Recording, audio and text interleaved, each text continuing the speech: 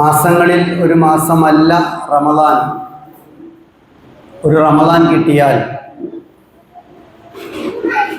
ഒരു ഷഹീദിനേക്കാൾ മുമ്പ് സ്വർഗത്തിലേക്ക് വിളിക്കപ്പെടാൻ മാത്രം വലിയ സ്ഥാനമാണ് ലഭിക്കുന്നത്. അതുകൊണ്ടാണ് റമദാനെ കൃത്യമായി ആവർത്തിച്ച് ബോധ്യപ്പെടാൻ, ഉള്ള ബോധ്യങ്ങളെ ഒന്നുകൂടി ഊട്ടിയുറപ്പിക്കാൻ ഇത്തരം പരിപാടികൾ സംഘടിപ്പിക്കുന്നത്. ത്വൽഹ റളിയല്ലാഹു അൻഹു കണ്ട ഒരു സ്വപ്നത്തിൻ്റെ സംഭവം റസൂൽ കരീം സല്ലല്ലാഹു അലൈഹി വസല്ലമയോട് പറയുന്നുണ്ട്. ബലിയ പ്രദേശത്തെ രണ്ട് വ്യക്തികൾ ഒരേ ദിവസം അള്ളാഹുവിൻ്റെ ദീനിൽ വന്നു. രണ്ടുപേരും നല്ല ഇസ്ലാമിക പ്രവർത്തകരായിരുന്നു. അതിലൊരാൾ മറ്റേയാളേക്കാൾ ദീനിൻ്റെ മാർഗത്തിൽ വളരെ സജീവമായി കഠിന പരിശ്രമം നടത്തിയ വ്യക്തിയായിരുന്നു. ആ പരിശ്രമത്തിനിടെ അദ്ദേഹത്തിന് സ്വന്തം ജീവൻ അള്ളാഹുവിൻ്റെ ദീനിൻ്റെ മാർഗത്തിൽ സമർപ്പിക്കേണ്ടി വന്നു. അവരെയാണ് ഷഹീദ് എന്ന് പറയുക. ഷഹീദിനെ കുളിപ്പിക്കില്ല. ഷഹീദിൻ്റെ മയ്യത്ത് എന്ന് പോലും പറയരുതെന്നാണ്. ഷഹീദിൻ്റെ ഭൗതിക ശരീരം കുളിപ്പിക്കില്ല. അത് കഫൻ ചെയ്യില്ല. ഏത് വേഷത്തിലാണോ ഉള്ളത് അങ്ങനെ നമസ്കരിച്ച് മറമാടുകയാണ് ചെയ്യുക.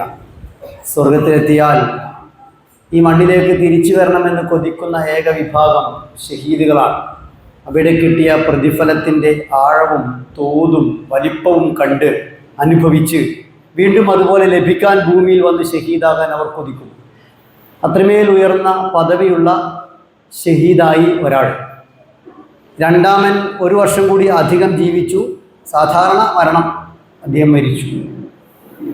ത്വൽഹ റളിയല്ലാഹു അൻഹു സ്വർഗവാതിൽക്കൽ നിൽക്കെ വാതിൽ തുറന്ന് സാധാരണ രൂപത്തിൽ മരിച്ച രണ്ടാമനെ ആദ്യം സ്വർഗത്തിലേക്ക് വിളിച്ചു. കുറച്ച് കഴിഞ്ഞ് ഈ ഒന്നാമനെ ഷഹീദിനെ വിളിച്ചു. ത്വൽഹ റളിയല്ലാഹു അൻഹുവിനോട് അങ്ങയുടെ സ്വർഗപ്രവേശനത്തിന് സമയമായില്ല, അങ്ങ് ഇപ്പോൾ തിരിച്ചു പോയിക്കൊള്ളുക എന്നും പറഞ്ഞു. ഈ സംഭവം, കൗതുകകരമായ ഈ സ്വപ്നം മുഹമ്മദ് റസൂലുള്ളാഹി സ്വല്ലല്ലാഹു അലൈഹി വസല്ലമയുടെ മുന്നിൽ അദ്ദേഹം വിശദീകരിച്ചു.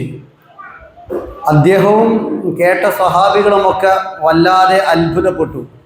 ആ അത്ഭുതം അള്ളാഹുവിൻ്റെ റസൂലിൻ്റെ മുന്നിൽ പ്രകടിപ്പിച്ചപ്പോൾ തിരുത്വാഹ റസൂലുള്ളാഹി സ്വല്ലല്ലാഹു അലൈഹി വസല്ലമ ചോദിച്ചു, മിൻ അയ്യിഷ് ദാലിക തഅജബൂൻ, നിങ്ങൾ എന്തിനാണ് ഈ വിഷയത്തിൽ അത്ഭുതപ്പെടുന്നത്?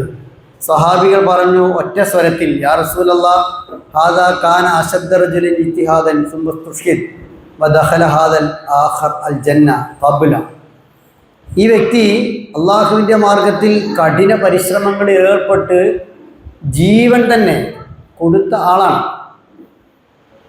പിന്നെ എങ്ങനെ ഇദ്ദേഹത്തിൻ്റെ മുമ്പ് മറ്റേയാളെ സ്വർഗത്തിലേക്ക് ആദ്യം വിളിക്കുക?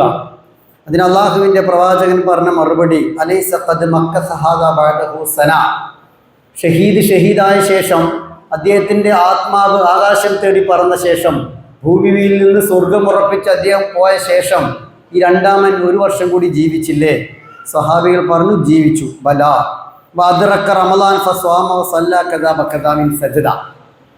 അദ്ദേഹത്തിന് ഒരു റമളാൻ കൂടി കിട്ടിയില്ലേ? ആ റമളാനിൽ നോമ്പെടുത്തില്ലേ, ഇന്നാലിൻ്റെ രൂപത്തിൽ നമസ്കരിച്ചില്ലേ എന്നാണ്. ഒരു റമളാൻ അധികം കിട്ടിയാൽ ഷഹീദിനേക്കാൾ മുമ്പ് സ്വർഗത്തിലേക്ക് വിളിക്കപ്പെടാൻ മാത്രം അതിയോഗ്യനായി ആ വ്യക്തി എന്നാണ്. ആ കിട്ടിയ റമളാനെ ശരിയാം വിധം ഉപയോഗിക്കണം, എങ്കിൽ മാത്രമേ അങ്ങനെയാവൂ. ഈ സദസ്സിലേക്ക് നല്ല വില കൂടിയ അത്തർ, സുഗന്ധദ്രവ്യം പൂശിക്കൊണ്ട് ഒരാൾ കടന്നു വന്നാൽ മറ്റുള്ളവർ ആഗ്രഹിച്ചാലും ഇല്ലെങ്കിലും അവരുടെ നാസാരന്ധ്രങ്ങളിലേക്ക്, അവരുടെ മൂക്കിലേക്ക് അതിൻ്റെ നല്ല മണം അടിച്ചു വീശും. വന്നവർക്കൊക്കെ അത് കിട്ടും എന്നതുപോലെയല്ല റമദാനിലെ അമലുകൾ. റമദാനിലേക്ക് അങ്ങ് പ്രവേശിച്ചാൽ അതിൻ്റെ എല്ലാ നന്മകളും അങ്ങ് കിട്ടില്ല, ഒരിക്കലുമില്ല. റമദാൻ ഒരു വർഷം അധികം കിട്ടിയത് കൊണ്ട് ഷഹീദിനേക്കാൾ മുമ്പേ സ്വർഗത്തിലേക്ക് ക്ഷണിക്കപ്പെടുകയുമില്ല.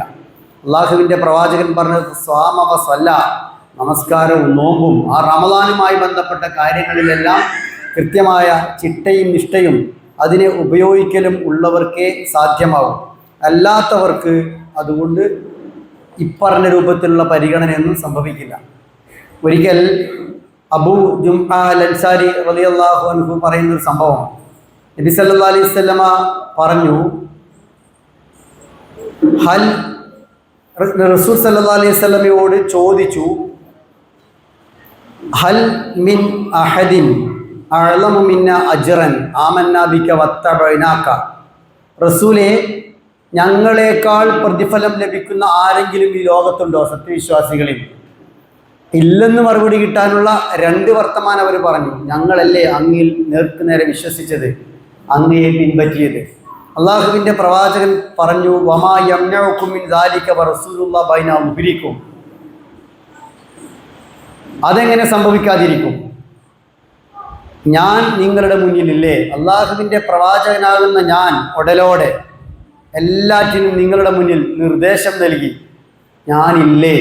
പിന്നെ എങ്ങനെയാണ് അത് തടയപ്പെടുക? നിങ്ങൾ എന്നിൽ വിശ്വസിക്കാതെയും സൽക്കർമ്മങ്ങൾ അനുഷ്ഠിക്കാതെയും ഇരിക്കുക. യഅ്തീകും ബിൽ വഹീ മിനസ് സമാ, നിങ്ങളുടെ മുന്നിലല്ലേ ലൈവായി അള്ളാഹുവിൻ്റെ വഹീ ആകാശത്ത് നിന്നും ഇറങ്ങിക്കൊണ്ടിരിക്കുന്നത്. അത് പറഞ്ഞ ശേഷം സ്വഹാബികളോട് അള്ളാഹുവിൻ്റെ പ്രവാചകൻ പറയുന്നു, ബൽ ഖൗമുൻ യഅ്തൂന മിൻ ബഅദികും യഅ്തീഹിം കിതാബു ബൈന ലൗഹൈൻ.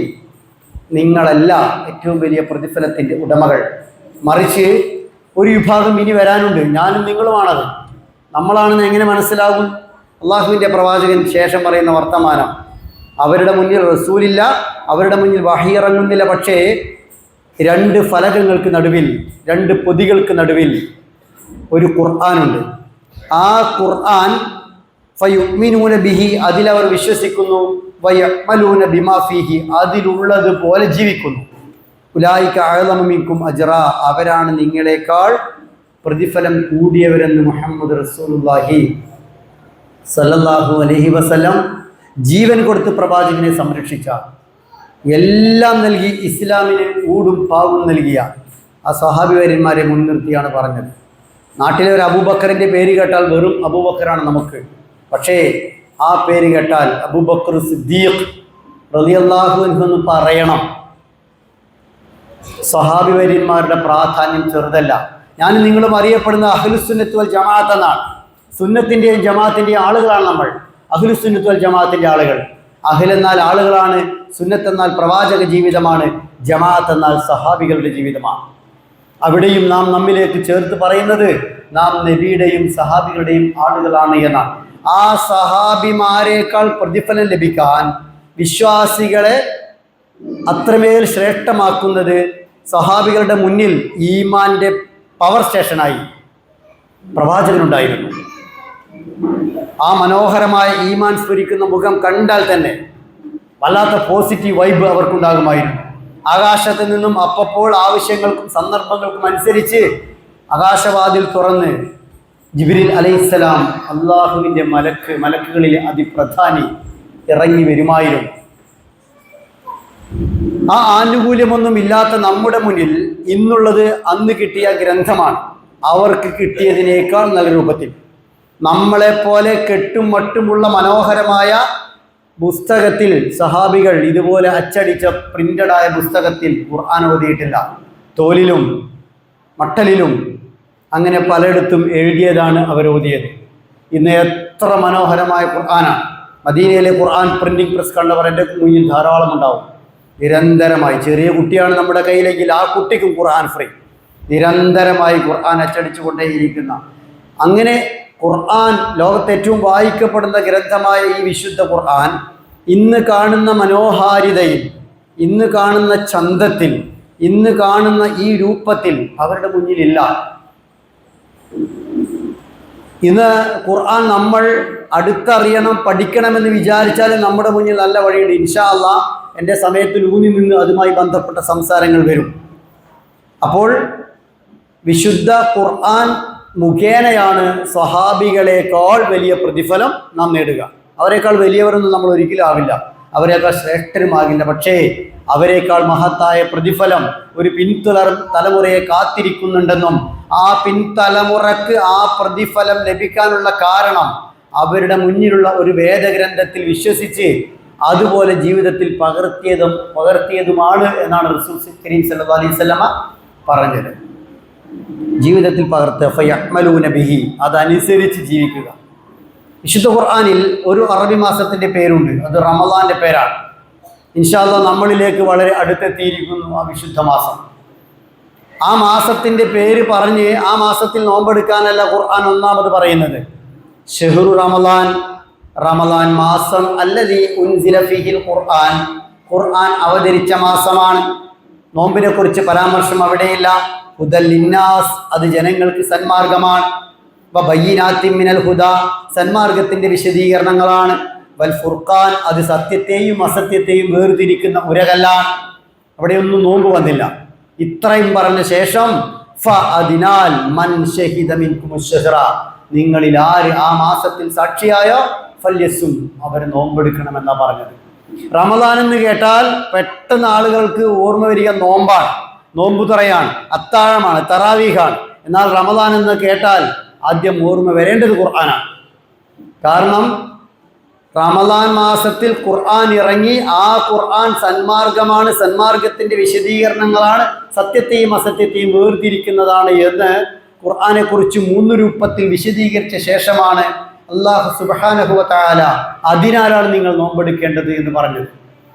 അതിന് ഫ സബബി, കാരണത്തിന്റെ ഫ എന്നാണ് പറയുക. അക്കാരണത്താൽ ഇത് ചെയ്യണം. അഥവാ ഒരു വേദഗ്രന്ഥം നിങ്ങൾക്ക് ഇറക്കി തന്നു എന്ന കാരണത്താൽ ഒരു മുഴുമാസക്കാലം നിങ്ങൾ ത്യാഗം സഹിച്ച് പട്ടിണി കിടന്ന് അള്ളാഹുവോട് നന്ദി കാണിക്കണം. അത്രമേൽ പ്രാധാന്യമേറിയ ഗ്രന്ഥമാണ് അല്ലാഹു സുബ്ഹാനഹു വ തആല നമുക്ക് നൽകിയ ഈ വിശുദ്ധ ഖുർആൻ എന്നത്.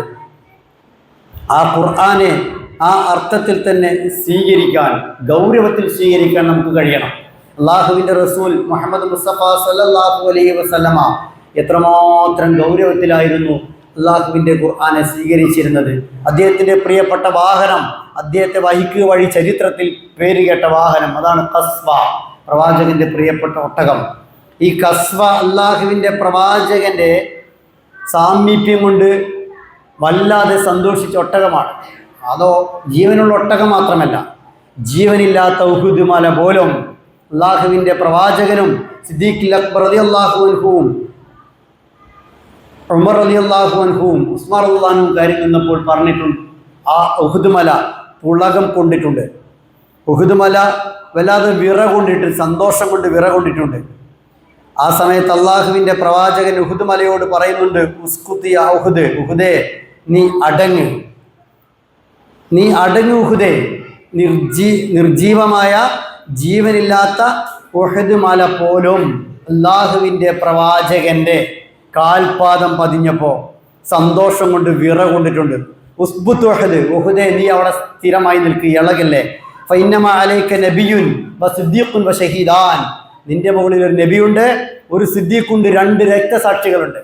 ഈ 2 പേരും കൊല്ലപ്പെടുന്നതിൻ്റെ നീണ്ട വർഷങ്ങൾക്ക് മുമ്പ് നിങ്ങൾക്ക് സാധാ മരണമല്ല സംഭവിക്കുക, നിങ്ങൾ രക്തസാക്ഷികളാണെന്ന പ്രവചനമായിരുന്നു ആ മഹത്തായ വർത്തമാനം. അള്ളാഹുവിൻ്റെ പ്രവാചകന്റെ സാമീപ്യം കൊണ്ട് പുളകിതമാകാത്ത, സന്തോഷം കൊണ്ട് വിറകൊള്ളാത്ത ഒന്നും ലോകത്തില്ല. ഒരിക്കൽ മുകളിൽ കയറിയപ്പോൾ ഉഹുദ് ഇങ്ങനെയായെങ്കിൽ എപ്പോഴും കയറിയപ്പോൾ ഖസ്വയുടെ അനുഭവം എന്തായിരിക്കും? ആ ഖസ്വ അത്രമേൽ ആനന്ദത്തോടെ, അത്രമേൽ സന്തോഷത്തോടെ അള്ളാഹുവിൻ്റെ പ്രവാചകനെ വഹിച്ച ഒട്ടകമാണ്. പക്ഷേ ചില സന്ദർഭങ്ങളിൽ റസൂലിൻ്റെ ഭാരം വർദ്ധിക്കുകയും ഖസ്വ മുട്ടുകുത്തി ഇരുന്നു പോവുകയും ചെയ്യുമായിരുന്നു. അത് വഹി ഇറങ്ങുന്ന സന്ദർഭമാണ്. എപ്പോഴാണ് പ്രിയമുള്ളവരെ നമ്മുടെ ഭാരം വർദ്ധിച്ചിട്ടുള്ളത്? നമ്മൾ ഇന്നും ഓർക്കാൻ മറക്കുന്ന, ഓർത്താൽ നമ്മുടെ ഇടനെഞ്ചി പൊട്ടുന്ന ചില സന്ദർഭങ്ങളിലാണ്. പോയി, പ്രിയപ്പെട്ട ഉപ്പ പോയി, പ്രിയപ്പെട്ട ഉമ്മ പോയി, പ്രിയപ്പെട്ട ഭർത്താവ് പോയി, മകൻ പോയി, കൂടപ്പിറപ്പ് പോയി എന്ന് കേട്ട സന്ദർഭത്തിൽ എൻ്റെയും നിങ്ങളുടെയും ഖനം വർദ്ധിച്ചിട്ടുണ്ട്. നമ്മൾ വല്ലാതെ ഭാരം കൂടിയിട്ടുണ്ട്, നെഞ്ചി കലങ്ങിയിട്ടുണ്ട്. അത്രയധികം ഗൗരവപ്പെട്ട സന്ദർഭത്തിലെ നമ്മൾ കനം വെക്കൂ. അള്ളാഹുവിൻ്റെ പ്രവാചകൻ ഖുർആനെ സ്വീകരിച്ച രീതി, സഹാബികളുടെ അടുത്തിരിക്കുമ്പോൾ അവരുടെ കാലിന്മേൽ കാൽ വെച്ച് അള്ളാഹുവിൻ്റെ പ്രവാചകൻ ഇരിക്കുമായിരുന്നു. അത് ആത്മബന്ധത്തിൻ്റെ ടച്ചിങ് എന്ന് പറയുന്നത് ആത്മബന്ധത്തിൻ്റെ വല്ലാത്തൊരു നിദർശനമാണ്, തെളിവാണ്. അവരത് വളരെ അനുഭൂതിയോടെ, പ്രവാചകന്റെ കാലാണ് സ്വന്തം കാലിൻ്റെ മേൽ, എത്ര അനുഭൂതിയോടെ ആ സഹാബികൾ അത് സ്വീകരിച്ചിരുന്നത്. പക്ഷേ കാലിൻ്റെ തുടയുടെ എല്ല് പൊടിഞ്ഞു പോകുന്ന പോലെ ഭാരം അവർക്ക് പ്രവാചകന്റെ കാലിന് അനുഭവപ്പെട്ടിട്ടുണ്ടെങ്കിൽ അത് വഹി ഇറങ്ങുമ്പോഴാണ്. വഹീനെ അത്രയേറെ ഗൗരവത്തോടെയാണ് അള്ളാഹുവിൻ്റെ പ്രവാചകൻ സ്വീകരിച്ചിരുന്നത്. നമ്മളും ആ ഗൗരവത്തിലാണ് സ്വീകരിക്കേണ്ടത്. ഫിഖിന്റെ നൂലാമാലയൊന്നും അതിലേക്ക് കൊണ്ടുവരരുത്. ഓതു എടുക്കാൻ കഴിയുന്ന സന്ദർഭത്തിലൊക്കെ ഓതു എടുത്ത് തന്നെ ഓതണം. അത് നിർബന്ധമാണോ? ആ ചോദ്യത്തിൻ്റെ പിറകെ ഒന്നും പോകരുത്. ഇത് ഒരു നോവൽ ബുക്കല്ല, ഇത് ഒരു ചെറുകഥാ സമാഹാരമല്ല, ഇതൊരു ന്യൂസ് പേപ്പറല്ല, ഇതൊരു വാരികയല്ല, മാസികയല്ല. ഇത് അള്ളാഹുവിൻ്റെ കലാമാണ്. ആ ബഹുമാനം കൊടുത്ത് ഒന്ന് എടുക്കുക. ഒതു എടുക്കാൻ കഴിയാത്ത സന്ദർഭത്തിലാണെങ്കിൽ ഓത്ത് മാറ്റിവെക്കരുത്. അപ്പോൾ രണ്ട് വിഷയമുള്ളത്. ഒന്ന് ഒതു എടുക്കാതെ ഓതുക, ഒന്ന് ഒതുവില്ല എന്നിട്ട് ഓതാതിരിക്കുക. നമ്മൾ ഓതണം, അപ്പോൾ ഒതുവിനെ കാത്തു നിൽക്കരുത്. അതേ സമയത്ത് നമുക്ക് സന്ദർഭവും സാഹചര്യവും ഒക്കുമെങ്കിൽ ഫിഖിന്റെ നിയമങ്ങളുടെ പിറകെ അല്ല പോകേണ്ടത്, ഖുർആനോടുള്ള ബഹുമാനത്തിൻ്റെ പിറകെയാണ് നമ്മൾ പോവേണ്ടത്. ഉമർ റളിയല്ലാഹു അൻഹു ഖുർആൻ ഓതിക്കൊണ്ട് വരുന്ന സന്ദർഭത്തിൽ അദ്ദേഹത്തോട്, ഉമറെ നിനക്ക് ഒതുവില്ലല്ലോ, ഒതുവില്ല എന്ന് മനസ്സിലാകുന്ന ഒരു സന്ദർഭത്തിൽ നിന്നാണ് വരുന്നത്. അപ്പോൾ താങ്കൾ എന്താ ഖുർആൻ ഓതുന്നത് എന്ന് ചോദിച്ചപ്പോൾ മഹാനായ സ്വഹാബിവര്യൻ പറഞ്ഞത്, മൻ അഫ്താക ഹാദാ മുസൈലിമത്തുൽ കദ്ദാബ്, നിന്നോട് ആരാ ഖുർആൻ ഓതാൻ ഒതു തന്നെ വേണമെന്ന് നിർബന്ധം പറഞ്ഞത് മുസൈലിമയാണോ എന്നാണ്. അതങ്ങനെ തന്നെയാണ്. ഒതു ഇല്ല എന്നതുകൊണ്ട് ഓതാതിരിക്കരുത്. പക്ഷേ ഒതു നിർബന്ധവുമല്ല ഖുർആൻ ഓതാൻ. പക്ഷേ ഒതു എടുക്കാൻ പറ്റുന്ന സന്ദർഭങ്ങളിൽ അത് ഖുർആനോട് കാണിക്കുന്ന ആദരവാണ്. നമുക്കൊക്കെ അറിയാം, നമ്മുടെയൊക്കെ തലമുറയിൽ, മുൻ തലമുറയിൽ മുസ്ഹഫ് സൂക്ഷിച്ചിരുന്ന ഒരു സ്റ്റിച്ച് ചെയ്ത ഒരു തുണിയുണ്ട്. അതിന് നീണ്ട ഒരു വാലുണ്ട്, എത്രയേറെ ചിറ്റ. അബദ്ധത്തിൽ നമ്മുടെ മിഡിലിൻ്റെ ഊരയുടെ അരയുടെ താഴെ ഖുർആൻ വന്ന അന്ന് നമ്മുടെ വല്യമ്മ പറയുമായിരുന്നു, എവിടെ നീ ഖുർആൻ പിടിച്ചിരിക്കുന്നത്, അരക്ക് താഴെ ഖുർആൻ പിടിക്കല്ലേ എന്ന്. അത്രമേൽ ഖുർആനെ ആദരിച്ചൊരു കാലം. ഖുർആനോടുള്ള ആദരവ് എത്ര വർദ്ധിക്കുന്നുവോ അത്ര നമുക്ക് പുണ്യമേ കിട്ടും. അങ്ങനെ മാത്രം എടുത്താൽ മതി. അങ്ങനെ എടുത്തിട്ട് ഖുർആൻ ഓതുമ്പോൾ ഓതെടുക്കാൻ ശ്രമിക്കുക. ഓതെടുക്കാൻ പറ്റിയില്ല, ഇനി ഓതെടുക്കുന്നവരെ ഞാൻ ഖുർആൻ ഒത്ത് നീട്ടിവെക്കുമെന്ന് കരുതി ഒത്ത് വൈകിപ്പിക്കരുത് എന്ന് മാത്രം. അവിടെയാണ് ആ ശ്രദ്ധിക്കേണ്ടത്. ഖുർആനെ എല്ലാ അർത്ഥത്തിലും ഗൗരവത്തിലെടുക്കുക. ഖുർആൻ കിട്ടിയ പ്രവാചകനാകട്ടെ, ഇറക്കിയ മലക്കാകട്ടെ, എല്ലാം അള്ളാഹു ഏറ്റവും സ്നേഹിക്കുന്ന, ഇന്നഹു ലഖൗലു റസൂലിൻ കരീം ദി ഖുവ്വത്തിൻ ഇൻദ ദിൽ അർശി മക്കീൻ മുതഇൻ സമ്മ അമീൻ. ജിബ്രീൽ അലൈഹി ഇസ്ലാമിനെ കുറിച്ചുള്ള വർത്തമാനങ്ങളാണ്. അള്ളാഹുവിൻ്റെ പ്രവാചകൻ ഖുർആനിൻ്റെ വിഷയത്തിൽ ഷഹീദുകളിൽ പോലും, ഉഹുദിൽ അള്ളാഹുവിലേക്ക് യാത്രയായ 70 പേർ, ആ 70 ശുഹദാക്കളിൽ 3 പേരെ, ഹംസ റളിയല്ലാഹു അൻഹു, അബ്ദുല്ലാഹ് ബിൻ ജഹ്ഷ് റളിയല്ലാഹു അൻഹു, മുസ്അബ് ബിൻ ഉമൈർ അല്ലെങ്കിൽ മിസ്അബ് ബിൻ ഉമൈർ റളിയല്ലാഹു അൻഹു, ഈ 3 പേരെ ഉഹുദിൽ വേറെ തന്നെ കാണാം, കണ്ടവരുണ്ടാവും. ബാക്കിയുള്ള 67 പേരെ ഒന്നിച്ചാണ് ഒരൊറ്റ കബറിനകത്താണ് പ്രവാചകൻ മറമാടുന്നത്. ആ മറമാടുന്നതിൽ ആദ്യം അള്ളാഹുവിൻ്റെ പ്രവാചകൻ ഇറക്കി വെച്ചിരുന്നത് ആ കൂട്ടത്തിൽ ഏറ്റവും ഖുർആനോട് ബന്ധമുള്ളവരെ ആയിരുന്നു. നിങ്ങൾ ഓർത്തു നോക്കൂ, ഷഹീദുകളിൽ പോലും റസൂൽ സല്ലല്ലാഹു അലൈഹി വസല്ലമ ആദ്യം ഇറക്കി വെച്ചിരുന്നത് ഖുർആൻ ഏറ്റവും അധികം അറിയുന്ന, അതിനോട് ഏറ്റവും ബന്ധമുള്ളവരെ ആയിരുന്നു. പ്രവാചകന്റെ പുണ്യകരങ്ങൾ കൊണ്ട് 6 അടി മണ്ണിലേക്ക് ഇറക്കി വെക്കപ്പെടാൻ ഭാഗ്യം സിദ്ധിച്ച ഒരു പേരറിയാത്ത ചെറുപ്പക്കാരനുണ്ട്. ആ ചെറുപ്പക്കാരൻ്റെ മയ്യത്ത് ഇറക്കി വെക്കവേ പ്രവാചകൻ പറഞ്ഞത്, ഇന്നക്കല അവ്വാഹുൻ വതല്ലാഉൽ ഖുർആൻ, നീ അള്ളാഹുവിലേക്ക് ഏറെ ഖേദിച്ച് മടങ്ങുന്നവനും ഖുർആനെ ധാരാളമായി ഓതുന്നവനുമാണ് എന്നാണ്. താലിൻ എന്നാണ് ഓതുന്നവന് അറബിയിൽ പറയുക. തല്ലാഹ് കണ്ടമാനം ഓതുന്നവനാ പറയുക. ഞാനും നിങ്ങളും ജീവിച്ചിരിക്കുന്നു പ്രവാചകന്റെ കാലത്ത് എന്ന് കരുതുക. അള്ളാഹുവിൻ്റെ പ്രവാചകൻ ബാക്കിയാകെ നമ്മുടെ മരണം നടന്നു എന്ന് കരുതുക. ആ തിരുകരങ്ങളുടെ പുണ്യം ഏറ്റുവാങ്ങിക്കൊണ്ട് നമ്മുടെ ഭൗതിക ശരീരം 6 അടി മണ്ണിലേക്ക് എടുത്തു വെക്കപ്പെടാൻ മാത്രം അതിയോഗ്യതയുള്ള മയ്യിത്താണോ എന്നതിൻ്റെ ഉത്തരം കിടക്കുന്നത് എനിക്കും നിങ്ങൾക്കുമുള്ള ഖുർആനികമായ ബന്ധത്തിലാണ്. പ്രിയമുള്ളവരെ, വിശുദ്ധ ഖുർആനോട് ഏറ്റവും അധികം ബന്ധം ഉണ്ടാവേണ്ടവരാണ് നമ്മൾ. ഉമ്മു വറഖ ബിൻത് അബ്ദുല്ലാഹ് ബിൻ ഹാരിസ് റളിയല്ലാഹു അൻഹു എന്ന സഹാബി വനിതയെ അള്ളാഹുവിൻ്റെ പ്രവാചകൻ അങ്ങോട്ട് പോയി കണ്ട് സന്ദർശിക്കുമായിരുന്നു. റസൂലിനെ കാണാൻ, ഒന്ന് കിട്ടാൻ, ഒന്ന് വർത്തമാനം പറയാൻ, ഒന്ന് മിണ്ടി പറയാൻ ആയിരങ്ങൾ കൊതിച്ചു കൊണ്ടിരിക്കുക. റസൂൽ ഒരു സ്ത്രീയുടെ വീട് തേടി അങ്ങോട്ട് പോയത് ഖുർആനോട് അത്രമേൽ ബന്ധം ആ സഹാബി വനിതയ്ക്ക് ഉണ്ടായതുകൊണ്ടായിരുന്നു. അറബി ഭാഷയെ പോലും ഇന്ന് കാണുന്ന തനിമയിൽ നിലനിർത്തിയത് അള്ളാഹുവിൻ്റെ ഗ്രന്ഥമാണ്. നോക്കൂ, കേവലം 100-400 വർഷങ്ങൾ പിന്നിട്ടുമ്പോഴേക്കും എല്ലാ ഭാഷകളും കാലത്തിൻ്റെ മുന്നിൽ തോറ്റുപോയിട്ടുണ്ട്. തിതട്ടി എന്ന വാക്ക് ഇന്ന് മലയാളികൾ ഉപയോഗിക്കാറില്ല. ദൃഷ്ടി എന്നാണ് ഉപയോഗിക്കുക. പറയുന്ന വ്യക്തി ഒരുപക്ഷെ നിങ്ങളും 100 വർഷം മുമ്പ് എന്ന് പത്രത്തിൽ കാണുന്ന കോളം താല്പര്യത്തിൽ വായിക്കുന്നവരായിരിക്കും. അങ്ങനെ വായിച്ച ഒരു ഓർമ്മയിൽ കൂട്ടിലടച്ചു.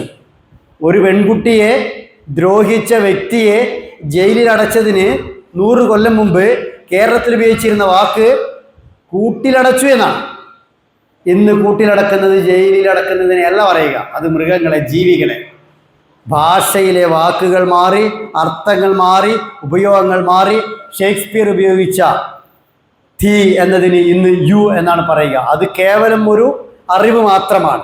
അതുപോലെ തന്നെ മെയ്ക്കത്ത്, മെയ്ക്ക്, തൈ, യുവേഴ്സ്, ഹാത്ത്, ഹാഡ്, ഇതൊക്കെ ഷേക്സ്പിയർ സാഹിത്യങ്ങളിൽ ഇങ്ങനെ ഒരു കാലത്ത് ഇംഗ്ലീഷ് ഭാഷയിൽ ഉണ്ടായിരുന്നു എന്ന് അറിയാനുള്ള അറിവ് മാത്രമാണ്. മലയാള ഭാഷയിൽ പോലും നമ്മളൊക്കെ പഠിച്ചത് അവസാനത്തിൽ ആ വെച്ച് 2 വിസർഗമുള്ള ഒരു അക്ഷരം പഠിച്ചിരുന്നു. ഇന്നോ?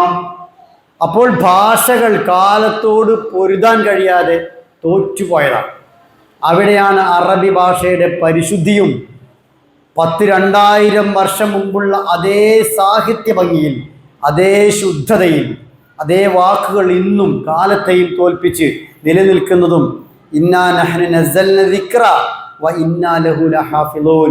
വിശുദ്ധ ഖുർആൻ നിലനിൽക്കാൻ വേണ്ടിയാണ് ഒരു ഭാഷയെ പോലും സംരക്ഷിച്ചത് ഈ വേദഗ്രന്ഥമാണ്. ഈ വേദഗ്രന്ഥം ആ ഭാഷയിൽ തന്നെ പഠിക്കണം. വലഖദ് യസ്സർനൽ ഖുർആന ലിദ്ദിക്ർ ഫഹൽ മിൻ മുദ്ദക്കിർ.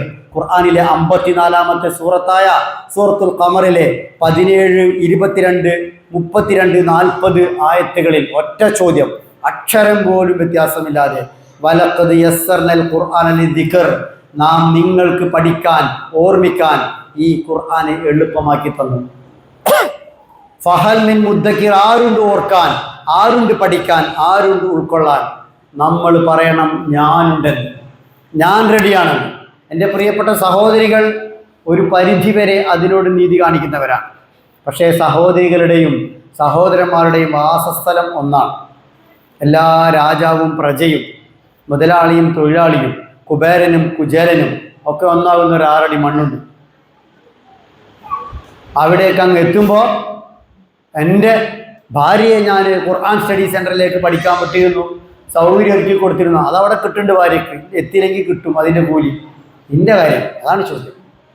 വിശുദ്ധ ഖുർആൻ പഠിക്കാൻ തന്നെ സമയം ചെലവഴിക്കണം. ഖദീജ റളിയല്ലാഹു അൻഹ വിശുദ്ധ ഖുർആൻ പഠിക്കാൻ തുടങ്ങുന്നത് 55-ാമത്തെ വയസ്സിലാണ്.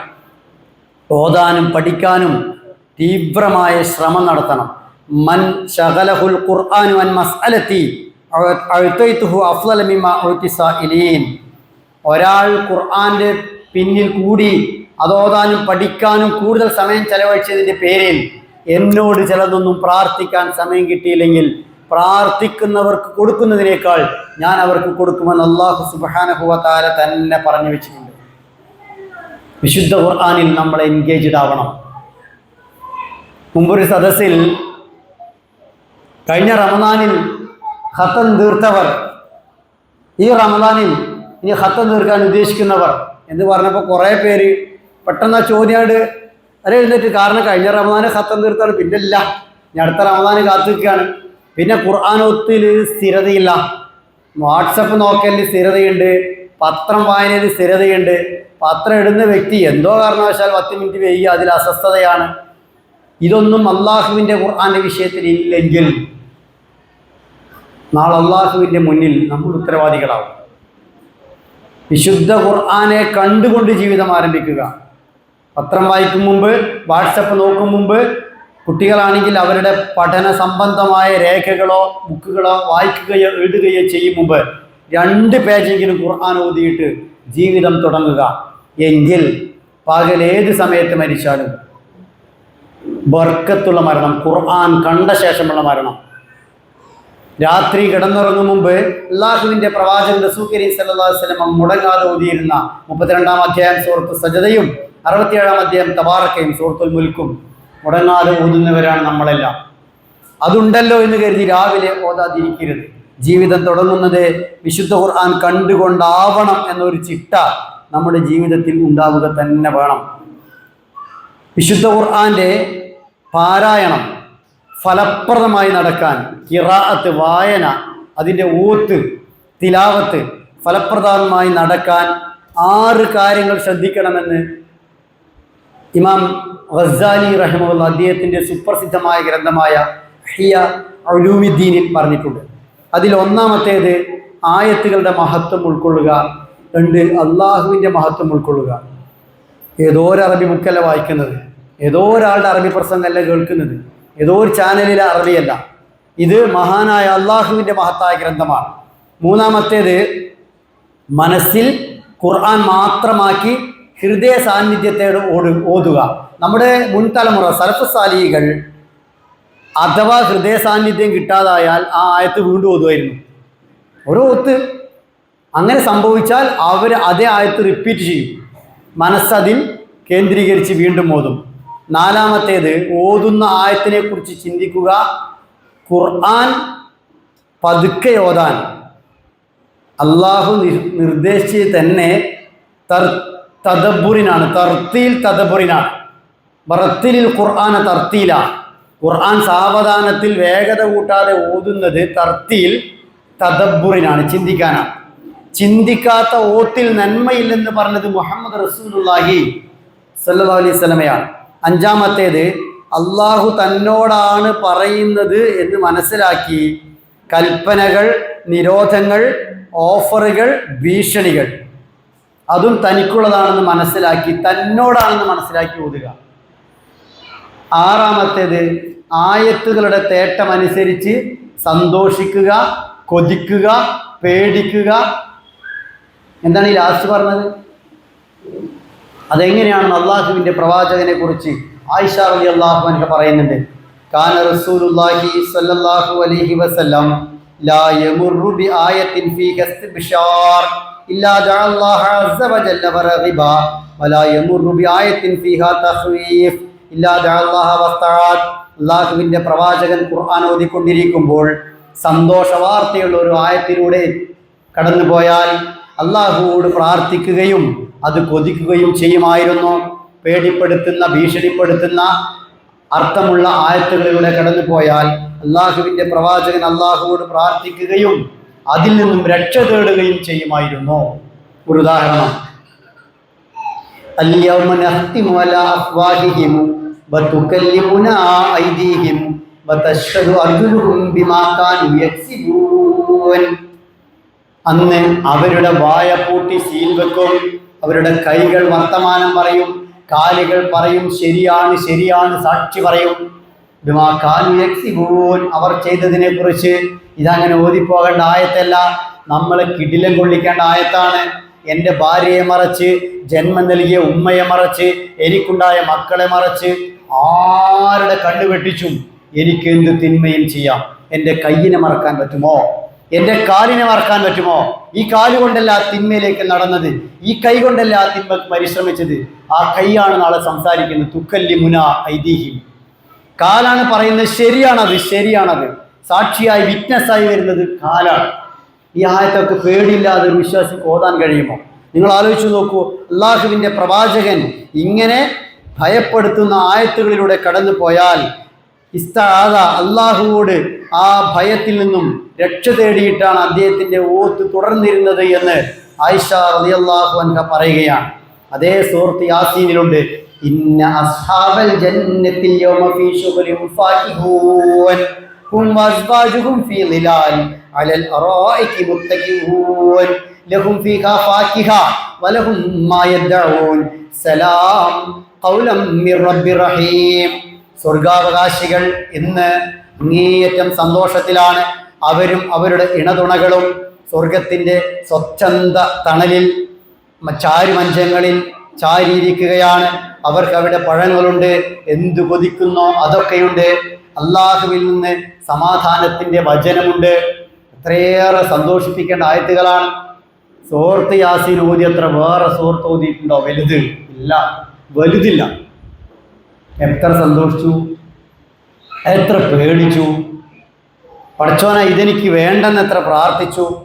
ബംതാസുല്യമോയിഹൽ മുജ്രിമൂൻ, മാറി നിൽക്കണം അങ്ങോട്ട് കുറ്റവാളികളെ, ഇതിൽ ഞാൻ പെടരുത് എന്ന് എത്ര തവണ പ്രാർത്ഥിച്ചു. അങ്ങനെ പ്രാർത്ഥിക്കണമെങ്കിൽ റസൂൽ സല്ലല്ലാഹു അലൈഹി വസല്ലമയും സഹാബികളും ഓതിയതുപോലെ ഖുർആൻ ഓതണമെങ്കിൽ ഖുർആന്റെ ആശയത്തിലൂടെ കടന്നു പോകണം.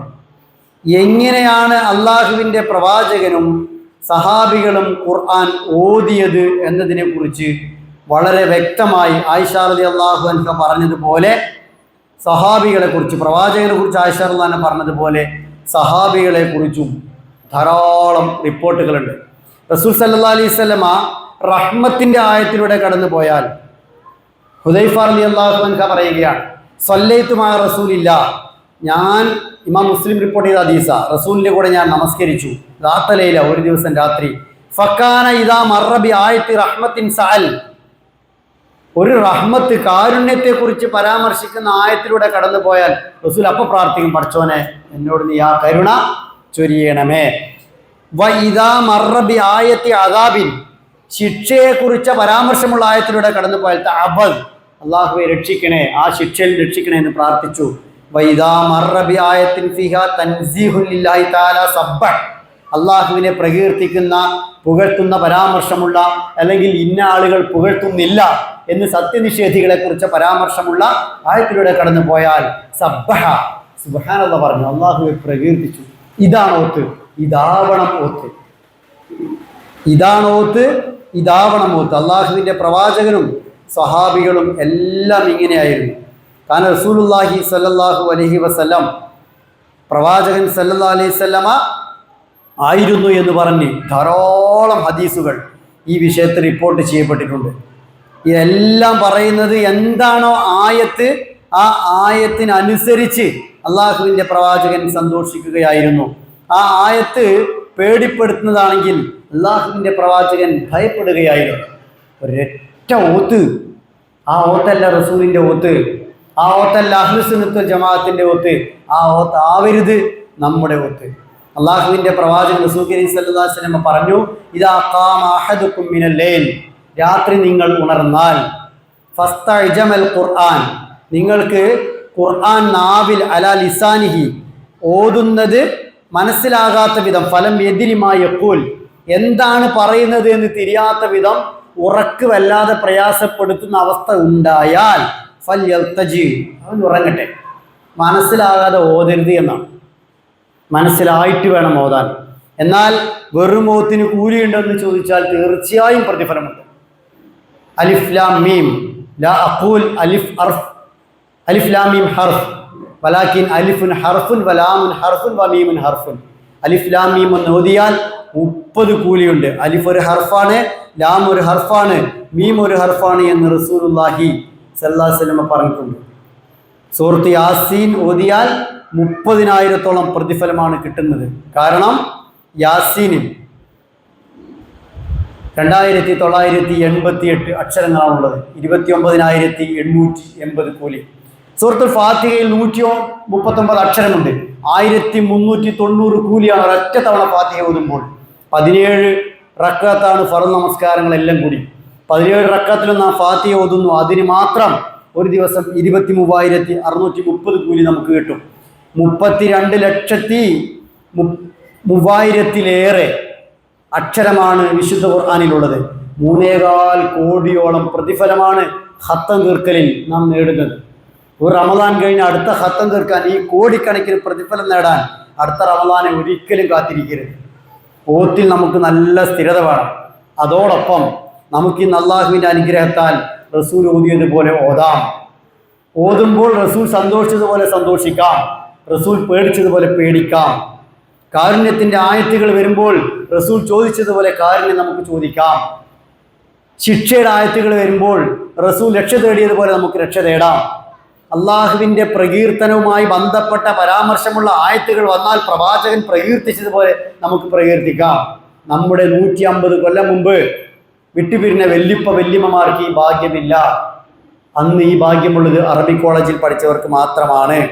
കാരണം അന്ന് വിശുദ്ധ ഖുർആന്റെ പരിഭാഷ കേരളത്തിൽ ഇറങ്ങിയിട്ടില്ല. ഹിജ്റ 1272 ആണ് ഖുർആൻ പരിഭാഷയുടെ ചരിത്രം ആരംഭിക്കുന്നത്. വ്യത്യസ്ത ഖുർആൻ പരിഭാഷകൾ ഇന്ന് നമുക്ക് എമ്പാടും ലഭ്യമാണ്. ഒന്നുമില്ലാതിരുന്ന കാലഘട്ടത്തിൽ ഹിജ്റ 1272 ആരംഭിച്ച് 1294 കേരളത്തിൽ ആദ്യമായിട്ട്, ഹിജ്റ 1294 ആദ്യമായിട്ട് ഖുർആന്റെ പരിഭാഷ ഇറങ്ങുന്നത്. അത് ഇറക്കിയത് തർജുമത്ത് തഫ്സീർ ഖുർആൻ എന്ന പേരിലാണ്.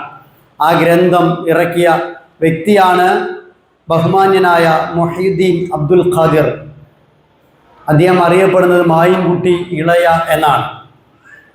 കപ്പൽ മുതലാളിമാരുടെ തറവാടായ തലശ്ശേരിയിലെ അതിസമ്പന്നമായ KE തറവാട്ടിലാണ് അദ്ദേഹം ജനിക്കുന്നത്. കേരളത്തിലെ ഏക മുസ്ലിം രാജകുടുംബമായ അറക്കൽ രാജകുടുംബത്തിലെ മറിയം ബി ആദിരാജയുടെ മകളെ കല്യാണം കഴിക്കുക വഴി രാജകുടുംബാംഗം കൂടിയായ മഹാവ്യക്തിത്വമാണ് മായിൻകുട്ടി ഇളയ. മാതൃഭാഷയായ മലയാളത്തിന് പുറമെ അറബി, ഉറുദു, പേർഷ്യൻ ഭാഷകളിലും വലിയ പ്രാവീണ്യം നേടിയ അദ്ദേഹമാണ് ഖുർആനെ അക്കാലത്തെ എല്ലാ എതിർപ്പും അവഗണിച്ച് അതിശക്തമായ എതിർപ്പുകൾ അദ്ദേഹം നേരിടേണ്ടി വന്നു. അദ്ദേഹം പരിഭാഷപ്പെടുത്തുന്നത് 1294 അദ്ദേഹം സ്വന്തം പ്രസ്സിൽ, തലശ്ശേരിയിലെ അദ്ദേഹം തയ്യാറാക്കിയ ലിത്തോ പ്രസ് എന്ന സ്വന്തം പ്രസ്സിൽ, എന്തിനും പറ്റിയ സമ്പന്നനായിരുന്നു, അതിസമ്പന്നൻ. സ്വന്തം പ്രസ് ഉണ്ടാക്കി ആ പ്രസ്സിൽ അങ്ങ് ഖുർആൻ അച്ചടിച്ചു. 1292 ഈ ഖുർആൻ അച്ചടിക്ക് 6 വാള്യമാണ്. 6 വാള്യം അച്ചടിക്കുന്നതിന് 2 കൊല്ലം മുമ്പ് ഭാര്യാസമേതം ഹജ്ജിന് പോയ അദ്ദേഹമാണ് ഒരു കാലത്ത് കേരളത്തിലെ ഹാജിമാർക്ക് വലിയ തണലായിരുന്ന KE റുബാത്ത് ഹറമിൽ നിർമ്മിക്കുന്നത്. പിന്നീട് ഹറം എക്സ്പാൻഷന്റെ ഭാഗമായി KE റുബാത്ത് പൊളിച്ചു. കോടിക്കണക്കിന് രൂപ ഇന്നും സൗദി ഗവൺമെന്റിൽ കിടക്കുകയാണ്. കാരണം ഇവിടെ അവകാശികൾ ആര് എന്ന് കൃത്യമായി നിജപ്പെടുത്താതെ കൊണ്ട് സൗദി ഗവൺമെന്റ് KE റുബാത്തിന്റെ നഷ്ടപരിഹാര തുക ഇന്നും സൂക്ഷിച്ചിരിക്കുകയാണ്. അഥവാ ഖുർആൻ പരിഭാഷ മാത്രമല്ല, അങ്ങേയറ്റം ഉദാരനുമായിരുന്നു അദ്ദേഹം. കണ്ണൂർ അറക്കൽ രാജ കുടുംബാംഗങ്ങളുടെ കബറിടത്തിനരികെയാണ് കേരള ചരിത്രത്തിലെ ഒന്നാമത്തെ ഖുർആൻ പരിഭാഷകനായ മഹാനായ മുഹീദ്ദീൻ അബ്ദുൽ ഖാദിർ എന്ന മായിൻകുട്ടി ഇളയയുടെ ഖബറുള്ളത്. അദ്ദേഹം അന്ന് ഖുർആൻ പരിഭാഷ ഇറക്കിയത് അന്നത്തെ വളരെ ജീവസുറ്റ ഭാഷയായ അറബി മലയാളത്തിലായിരുന്നു. അന്ന് അറബി മലയാളത്തിൽ പല ജാതി പുസ്തകങ്ങൾ കിട്ടും. ബ്രിട്ടീഷുകാരെ കിടുകിട വിറപ്പിച്ച സാമ്രാജ്യത്വ വിരുദ്ധ പുസ്തകങ്ങൾ അറബി മലയാളത്തിൽ ഇറങ്ങിയിട്ടുണ്ട്. മാസികകൾ അറബി മലയാളത്തിൽ ഇറങ്ങിയിട്ടുണ്ട്. അന്നതൊരു ജീവിക്കുന്ന ഭാഷയായിരുന്നു. ആ ഭാഷയിലാണ് ഇറങ്ങിയത്. പിന്നീട് നമ്മുടെ ജില്ലക്കാരൻ കൂടിയായ CN അഹമ്മദ് മൗലവിയാണ് മലയാളത്തിൽ ആദ്യമായി ഖുർആൻ പരിഭാഷ ഇറക്കുന്നത്. അറബി മലയാളത്തിൽ മായിൻകുട്ടി ഇളയ. അവിടുന്ന് അങ്ങോട്ട് തുടങ്ങിയിട്ട് പറയുന്ന വ്യക്തി വായിച്ച കൂട്ടത്തിൽ ഏറ്റവും ലളിതമായ ഖുർആൻ ലളിതസാരം, പേര് പോലെ ലളിതമായ പരിഭാഷ ഉൾപ്പെടെ എത്രയോ പരിഭാഷകൾ നമുക്ക് ലഭ്യമാണ്. ഈ പോകുന്ന ഓത്തിൻ്റെ വേഗം എന്തായാലും കുറയണം. പാത്രം വളരെ വേഗത്തിൽ കഴുകി, നമുക്ക് ഭക്ഷണം തരാൻ വേണ്ടി പാത്രം വെച്ചപ്പോൾ അതിൽ അവിടെ ഇവിടെയൊക്കെ വേസ്റ്റ് ഉണ്ടെങ്കിൽ ആ കഴുകലിന് എന്താ കാര്യവും? വേഗതയല്ല, അതിൻ്റെ പൂർണ്ണതയാണ് വേണ്ടത്. ഖുർആനോത്തിൻ്റെ പൂർണ്ണത പ്രവാചകൻ റസൂൽ കരീം സല്ലല്ലാഹു അലൈഹി വസല്ലം ഓതിയതുപോലെ ഓതലാണ്. അതുകൊണ്ട് പ്രിയമുള്ളവരെ, അങ്ങനെ ഓതിയാൽ ഏത് വലിയ പണ്ഡിതനെ പോലും വെല്ലും വിധം ഖുർആന്റെ ആഴങ്ങളിലേക്ക് നമുക്ക് ഇറങ്ങിച്ചെല്ലാൻ കഴിയും. ഒന്നുകൂടി പറയുന്നു, ഏത് വലിയ പണ്ഡിതനെയും വെല്ലും വിധം ഖുർആന്റെ ആഴങ്ങളിലേക്ക് നമുക്ക് ഇറങ്ങിച്ചെല്ലാൻ പറ്റും.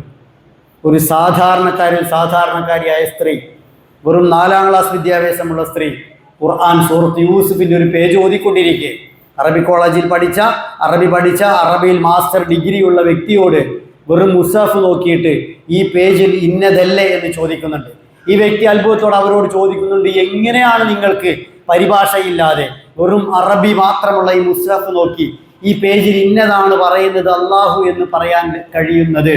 നിങ്ങൾ വെറും 4 വരെ പഠിച്ച ഒരു സ്ത്രീയല്ലേ? അവർ പറഞ്ഞ മറുപടി, ഞാൻ കുറേ കാലമായി ഈ സൂറത്ത് ഓതുമ്പോൾ കൂടെ പരിഭാഷയും വായിക്കാറുണ്ട്. അങ്ങനെ വായിച്ച് എനിക്ക് ഇന്നറിയാം ഈ സൂറത്തിൻ്റെ ഏതായത്ത് എന്താണ് അതിൻ്റെ ആശയമെന്ന്. ഓരോ വാക്കിൻ്റെ അർത്ഥം നിന്നെ പോലെ എനിക്ക് പറയാൻ കിട്ടില്ല, അറബി കോളേജിൽ ഞാൻ പഠിച്ചിട്ടില്ല. പക്ഷേ ഇന്ന ആയത്ത് ഇന്നതാണ് ആശയം, ഇന്ന പേജിൽ ഇന്നതാണ് ആശയം എന്നാ സ്ത്രീ പറഞ്ഞത്. ആർക്കും ഇങ്ങനെയാവാം. അപ്പോൾ വിശുദ്ധ ഖുർആൻ അങ്ങ് വളരെ വേഗത്തിൽ പേജിൻ്റെ എണ്ണം കൂട്ടി ഓതി തീർക്കാൻ ശ്രമിക്കാതെ ഖുർആനെ കൃത്യമായി ഉള്ളിലേക്ക് ഇറങ്ങി ഖുർആനെ മനസ്സിലാക്കി ഓതണം. നമ്മൾ സാധാരണ കേൾക്കാറുണ്ടല്ലോ, വഴികളെ കുറിച്ച് മുയലുകളേക്കാൾ പറയാനുണ്ടാവുക ആമകൾക്കാണ്. എന്തുകൊണ്ടാണ്? മുയലൊരൊറ്റ മുയലോട്ടം കൊണ്ടൊന്നും പ്രത്യേകിച്ച് കാണാനോ ആസ്വദിക്കാനോ അനുഭവിക്കാനോ കഴിയില്ല. ആമ നടത്തം അങ്ങനെയല്ല. ആമ അനുഭവിച്ച് ആസ്വദിച്ച് അറിഞ്ഞ് അങ്ങനെയാ പോവുക. ഖുർആന്റെ മുന്നിൽ മുയലോട്ടമല്ല നമുക്ക് വേണ്ടത്. വഴികളെക്കുറിച്ച് മുയലുകളേക്കാൾ ആമകൾക്കാണ് പറയാനുണ്ടാവുക എന്നതുപോലെ ഖുർആനെ കുറിച്ച് അർത്ഥം വായിച്ച് ഖത്തം തീർക്കുന്നവർക്ക് എന്തെങ്കിലും പറയാനുണ്ടാവും. അറബ് സ്ത്രീകൾ 2 ആൾ കൂടിയ മൂന്നാമത്തെ ഒരാളെ കുറ്റം പറഞ്ഞിരുന്നവർ, ആസ്വദിച്ച് കേട്ടിരുന്നവർ, വൈലുല്ലിക്കുല്ലി ഹുമസത്തിൽ ലുമസ അല്ലദീ ജമഅ മാലൻ വഅദ്ദദ യഹ്സബ് അന്ന മാലഹു അഖ്ലദ കല്ലാ ലയുംബദന്ന ഫിൽ ഹുതമ വമാ അദ്റാക മൽ ഹുതമ നാറുല്ലാഹിൽ മുഖദ അല്ലതി തത്വലിഉ അലൽ അഫ്ഇദ ഇന്നഹാ അലൈഹിം മുസദ ഫീ അമദിൻ മുമദ്ദദ. നരകത്തെക്കുറിച്ച് ഭീകരമായ ശൈലിയിലുള്ള ഈ പരാമർശങ്ങൾ ആർക്കാണ് നരകം? കുത്തി പറയുന്ന, ശാപവാക്ക് പറയുന്ന, നാവ് സൂക്ഷിച്ചുപയോഗിക്കാത്ത എല്ലാവർക്കും. ഇതങ്ങ് കേട്ടപ്പോൾ അവർ മാറി. എന്തുകൊണ്ട് മാറി എന്ന് ചോദിച്ചാൽ അതിൻ്റെ ആശയം അവർ ഉൾക്കൊണ്ടത് കൊണ്ട് മാറി എന്നതാണ്. ഉൾക്കൊണ്ടത് കൊണ്ട് മാറി. ഇന്ന് നമുക്ക് അള്ളാഹുവിൻ്റെ മുന്നിൽ പറയാൻ ഒരു ന്യായമല്ല. കാരണം നമ്മുടെ മൊബൈലുകളിൽ വലിയ പുസ്തകങ്ങൾ വഹിച്ച് നടക്കേണ്ട, അത് വേണമായിരുന്നു വർഷങ്ങൾക്ക് മുമ്പ്. ഇന്ന് നമ്മുടെ മൊബൈലുകളിൽ ഖുർആൻ്റെ എല്ലാ പരിഭാഷകളും ലഭ്യമാണ്. അതിനാൽ ഖുർആൻ്റെ ആഴങ്ങളിലേക്ക് ഇറങ്ങിച്ചെല്ലാൻ ആ പരിഭാഷകളിലൂടെ നമുക്ക് കഴിയണം. ഒരു രാത്രിയുണ്ട് വിശുദ്ധ റമദാനിൽ. ആ രാത്രിയിലെ 1 മിനിറ്റ് 85 ദിവസത്തേക്കാൾ ശ്രേഷ്ഠമാണ്. ആ രാത്രിയിലെ 1 മണിക്കൂർ 13.25 കൊല്ലത്തേക്കാൾ ശ്രേഷ്ഠമാണ്. ആ രാത്രി മൊത്തത്തിൽ 83.25 കൊല്ലത്തേക്കാൾ ശ്രേഷ്ഠമാണ്. ഖൈറും മിൻ അൽഫി ശഹർ. എന്തുകൊണ്ട് ഇത്രമേൽ ശ്രേഷ്ഠമായി? അതിലെ 1 മിനിറ്റ് ഇബാദത്ത് ചെയ്താൽ 3 മാസത്തോളം ഇബാദത്ത് ചെയ്ത കൂലി. എങ്ങനെ ഇബാദത്ത് ചെയ്ത കൂലി? ഉറങ്ങാതെ, അധ്വാനിക്കാതെ, ഒന്നിനും പോകാതെ, ഒരു പോള കണ്ണടക്കാതെ. ലോകത്താർക്ക് സാധ്യമല്ല അത്. അതിൽ 1 മണിക്കൂർ ഇബാദത്ത് ചെയ്താൽ 13.25 കൊല്ലം, 13 വർഷവും 9 മാസം ഇബാദത്ത് ചെയ്ത കൂലി. അത്ര ശ്രേഷ്ഠമായി ഒരു രാത്രിയെ മാറ്റിയത് ഇന്നാ അൻസൽനാഹു ഫീ ലൈലത്തിൽ ഖദ്ർ. ഖുർആൻ ഇറങ്ങിയതാ. റമദാനെ ശ്രേഷ്ഠമാക്കിയത് തുടക്കത്തിൽ പറഞ്ഞു ഖുർആന്റെ അവതരണമാണ്. ആ രാത്രിയെ ശ്രേഷ്ഠമാക്കിയത് ഖുർആന്റെ അവതരണമാണ്. ഇത്രമേൽ ശ്രേഷ്ഠമായ ഖുർആൻ നമ്മുടെ കൂടിയാണ്, നമ്മുടെ ജീവിതത്തിൻ്റെ വഴികാട്ടി കൂടിയാണ്. ഖുർആനെ കുറിച്ച് പറയുന്നത് ഹാദാ ഹുദാ, ഇതാണ് സന്മാർഗം. വല്ലദീന കഫറു ബി ആയാത്തി റബ്ബിഹിം, ഈ സന്മാർഗത്തെ അള്ളാഹുവിൻ്റെ ആയത്തുകളെ നിഷേധിച്ചവർ ലഹും അദാബ്, അവർക്ക് ശിക്ഷയുണ്ട്. ബിരിജിസിൻ അലീം, വേദനിപ്പിക്കുന്ന യാതനയാലുള്ള ശിക്ഷ എന്ന. ഖുർആൻ നമ്മുടെ വഴികാട്ടിയാണ്. നമ്മുടെ രക്ഷയ്ക്കെത്തുന്ന ഏക വഴികാട്ടി ഖുർആനാണ്. ട്രാഫിക് സിഗ്നലുകൾ കണ്ടിട്ടില്ലേ? വാഹനം നമ്മൾ നിർത്തണം, എന്ത് തിരക്കുണ്ടെങ്കിലും ചുവന്ന ലൈറ്റാണ് കത്തുന്നതെങ്കിൽ. നമുക്കൊരു തിരക്കില്ലെങ്കിലും വാഹനം പോകണം, പച്ച ലൈറ്റ് കത്തിയാൽ. ജീവിത വഴിയിലെ ലൈറ്റാണ് ഖുർആൻ. ചില ചുവന്ന ലൈറ്റുകളുണ്ട്, പോവരുത് കേട്ടോ എന്ന് ഖുർആൻ പറയുന്നു. അതിലെ പോയാൽ ഇഹലോകം പരലോകം തകരും. പോയൊരു ചെറുപ്പക്കാരനെയാണ് ഇപ്പോൾ കേരളം ചർച്ച ചെയ്യുന്നത്. സ്വന്തം ചോരകളെ, വല്യമ്മയെ, ഒരു കുടുംബത്തിലെ 5 പേരെയും പിന്നെ ഒരാളെയും തലക്കടിച്ച് ചുറ്റിയെ കൊണ്ട് കൊന്നൊരു ചെറുപ്പക്കാരൻ നമ്മൾ ചർച്ച ചെയ്യുന്നു. കുടുംബങ്ങൾ അനുഭവിക്കുന്ന ആ ദുഃഖം ആലോചിച്ച് നോക്കൂ. ഖുർആൻ ഹുദയാണ്, നേർവഴിയാണ്. ആ ഹുദ ജീവിതത്തിൽ പകർത്തിയാൽ ചുറ്റിയെ കൊണ്ട് അടിക്കുന്നത് പോയി അടിക്കാൻ ചിന്തിക്കുക പോലുമില്ല. ആ പാപത്തെക്കുറിച്ച് ചിന്തിക്കാൻ പോലും ആകില്ല. ആ നേർവഴി സ്വീകരിച്ചാൽ പരലോകത്ത് സ്വർഗം മാത്രമല്ല വാഗ്ദാനം, ഇഹലോകത്ത് സമാധാനം നിറഞ്ഞ ജീവിതവുമാണ്. ട്രാഫിക് സിഗ്നൽ തെറ്റിച്ചാൽ അപകടത്തിൽ പെടുന്നതിനേക്കാൾ വലിയ അപകടമാണ് ഖുർആനിലെ സിഗ്നലുകൾ തെറ്റിച്ചാൽ. ഏതൊരു ഉൽപ്പന്നം നമ്മൾ എടുത്താലും യൂസേഴ്സ് മാനുവൽ അല്ലെങ്കിൽ കാറ്റലോഗ് കൂടെ ഉണ്ടാവും. അതിലെഴുതിയിട്ട് നാം ഇങ്ങനെ ഉപയോഗിക്കണമെന്ന്. നമ്മളൊരു അയൺ ബോക്സ് മേടിച്ചു. അയൺ ബോക്സ് ഇന്ന ചൂടിൽ തിരിച്ചാൽ കോട്ടൺ തേക്കാം, ഇന്നതിൽ പോളിസ്റ്റർ തേക്കാം എന്നൊക്കെ എഴുതിയിട്ടുണ്ടാവും. ഞാൻ കാശ് കൊടുത്ത് വാങ്ങിയ അയൺ ബോക്സ് ഞാൻ കാശ് കൊടുക്കുന്നു, കറണ്ടിന് ഇലക്ട്രിസിറ്റി ബില്ല് ഞാൻ കെട്ടുന്നു. ഞാൻ മേടിച്ച സാരി എനിക്ക് ഇഷ്ടമുള്ള ചൂടിൽ ഞാൻ തേക്കും, അത് കമ്പനി പറയണ്ട എന്ന് തീരുമാനിച്ച് എങ്ങാനും തേക്കാൻ പോയ അയൺ ബോക്സും പോയി, സാരിയും പോയി, എല്ലാം പോയി. ഇത്ര കിലോനാണ് വാഷിംഗ് മെഷീൻ്റെ കപ്പാസിറ്റി എന്ന് കമ്പനി യൂസേഴ്സ് മാനുവലിൽ കാറ്റലോഗിൽ പറഞ്ഞാൽ അതിലപ്പുറം കുത്തി നിറച്ച പിന്നെ നമ്മൾ കറണ്ട് പോയാലും വർക്ക് ചെയ്യുന്ന വാഷിംഗ് മെഷീനായി സ്വയം മാറേണ്ടി വരും. അത് പിന്നെ ഉപയോഗിക്കാൻ പറ്റൂല. അഥവാ കാറ്റലോഗ് അതനുസരിച്ച് പ്രവർത്തിക്കാനാണ്, അല്ലെങ്കിൽ പണി കിട്ടും. നമ്മുടെ ജീവിതത്തിൻ്റെ കാറ്റലോഗ് ഖുർആൻ. അതനുസരിച്ച് നാം പ്രവർത്തിച്ചില്ലെങ്കിൽ, മനുഷ്യർക്കുള്ള ഈ കാറ്റലോഗ്, ഈ യൂസേഴ്സ് മാനുവൽ നമ്മുടെ ജീവിതത്തിൽ ഇല്ലെങ്കിൽ ജീവിതത്തിൽ വലിയ അസന്തോഷവും അസമാധാനവും നമ്മൾ അനുഭവിക്കും. അതനുഭവിക്കാതിരിക്കാൻ നമ്മെ സംബന്ധിച്ചിടത്തോളം സമാധാനം നമ്മൾ അനുഭവിക്കണമെങ്കിൽ, അസമാധാനം നമ്മുടെ ജീവിതത്തിൽ ഇല്ലാതാകണമെങ്കിൽ ഖുർആനാകുന്ന വഴികാട്ടി, ഖുർആനാകുന്ന യൂസേഴ്സ് മാനുവൽ കൃത്യമായി നമ്മൾ പകർത്തണം, ജീവിതത്തിൽ പുലർത്തണം. അതിനാദ്യം അറിയണം. നേരത്തെ സൂചിപ്പിച്ചതുപോലെ നബി സല്ലല്ലാഹു അലൈഹി വസല്ലം എങ്ങനെ ഓതിയോ അങ്ങനെ ഓതണം. നബി സല്ലല്ലാഹു അലൈഹി വസല്ലമയുടെ ഓത്ത് ഖുർആന്റെ ആശയങ്ങളുടെ കൂടെ സഞ്ചരിച്ച ഓത്തായിരുന്നു. അങ്ങനെയുള്ള ഓത്തെ നമ്മുടെ ജീവിതത്തെ മാറ്റുകയുള്ളൂ. ഈ വിശുദ്ധ ഖുർആൻ എന്നത് ഒരു സമൂഹത്തെ മൊത്തം മാറ്റിയെടുത്ത ഗ്രന്ഥമാണ്. ഒരു സമൂഹത്തെ മൊത്തം മാറ്റിയെടുത്ത ഗ്രന്ഥം. ബസായിർ എന്നാണ് ഖുർആനെ കുറിച്ച് ഉപയോഗിച്ച വാക്ക്. ഉൾക്കാഴ്ച നൽകുന്ന ഗ്രന്ഥം എന്നാണ്. ഉൾക്കാഴ്ച നൽകുന്ന ഗ്രന്ഥം. ബുദ്ധി ഉപയോഗിച്ച് ഒന്നിൻ്റെ ആന്തരിക യാഥാർത്ഥ്യത്തെ മനസ്സിലാക്കുന്നതിനാണ് ഉൾക്കാഴ്ച എന്ന് പറയുക. ആ ഉൾക്കാഴ്ചയാണ് അള്ളാഹുവിൻ്റെ ഖുർആൻ നമുക്ക് നൽകുന്നത്. ആ ഖുർആന്റെ വെളിച്ചത്തിലൂടെ സഞ്ചരിക്കാൻ നമുക്ക് കഴിയണം. ആ വെളിച്ചത്തിലൂടെ സഞ്ചരിച്ചാൽ, ഖുർആനാകുന്ന സന്മാർഗത്തെ പിൻപറ്റിയാൽ നമുക്ക് ഇഹലോകത്ത് നേരത്തെ പറഞ്ഞതുപോലെ നല്ല ജീവിതവും പരലോകത്ത് സ്വർഗവും ലഭിക്കും. ഖുർആനോടുള്ള ബന്ധം നാം റമദാനിൽ മാത്രം പുലർത്തുകയും അല്ലാത്തപ്പോൾ നമ്മൾ അവസാനിപ്പിക്കുകയും ചെയ്താൽ നമ്മെ സംബന്ധിച്ചിടത്തോളം നമ്മുടെ ഹൃദയം തുരുമ്പ് പിടിക്കുകയും ഹൃദയത്തിൻ്റെ സജീവത ഇല്ലാതാവുകയും ചെയ്യും. നോക്കൂ, കോടതികളിൽ പോയി നോക്കിയാൽ എത്രയെത്ര അറബി പേരുള്ള ദമ്പതികൾ അവിടെ കാണാം. പിരിയുന്നതിന് മുമ്പ് അവരെ കൗൺസിലിങ്ങിന് വിളിച്ചതിൻ്റെ ലിസ്റ്റ് കാണാം. കുടുംബജീവിതത്തിൽ താളപ്പിഴയുണ്ടായാൽ, രസച്ചരട് പൊട്ടിയാൽ, പ്രശ്നങ്ങളുണ്ടായാൽ എന്ത് ചെയ്യണമെന്നും ഇതേ ഖുർആനിലുണ്ട്. ആ ആയത്തുകൾ ഓതിയ ശേഷമായിരിക്കും അങ്ങോട്ട് പോകുന്നത്. കാരണം ഓത്തേയുള്ളൂ, എന്താണ് ഈ പറയുന്നത് എന്ന ചിന്തയില്ല. കുടുംബ വ്യവസ്ഥയെക്കുറിച്ച്, സാമൂഹ്യ വ്യവസ്ഥയെക്കുറിച്ച്, സാമ്പത്തിക വ്യവസ്ഥയെക്കുറിച്ച്, രാഷ്ട്രീയ വ്യവസ്ഥയെക്കുറിച്ച്, എല്ലാറ്റിനെക്കുറിച്ചും വിശുദ്ധ ഖുർആൻ വളരെ ശക്തമായി കൈകാര്യം ചെയ്യുന്നുണ്ട്.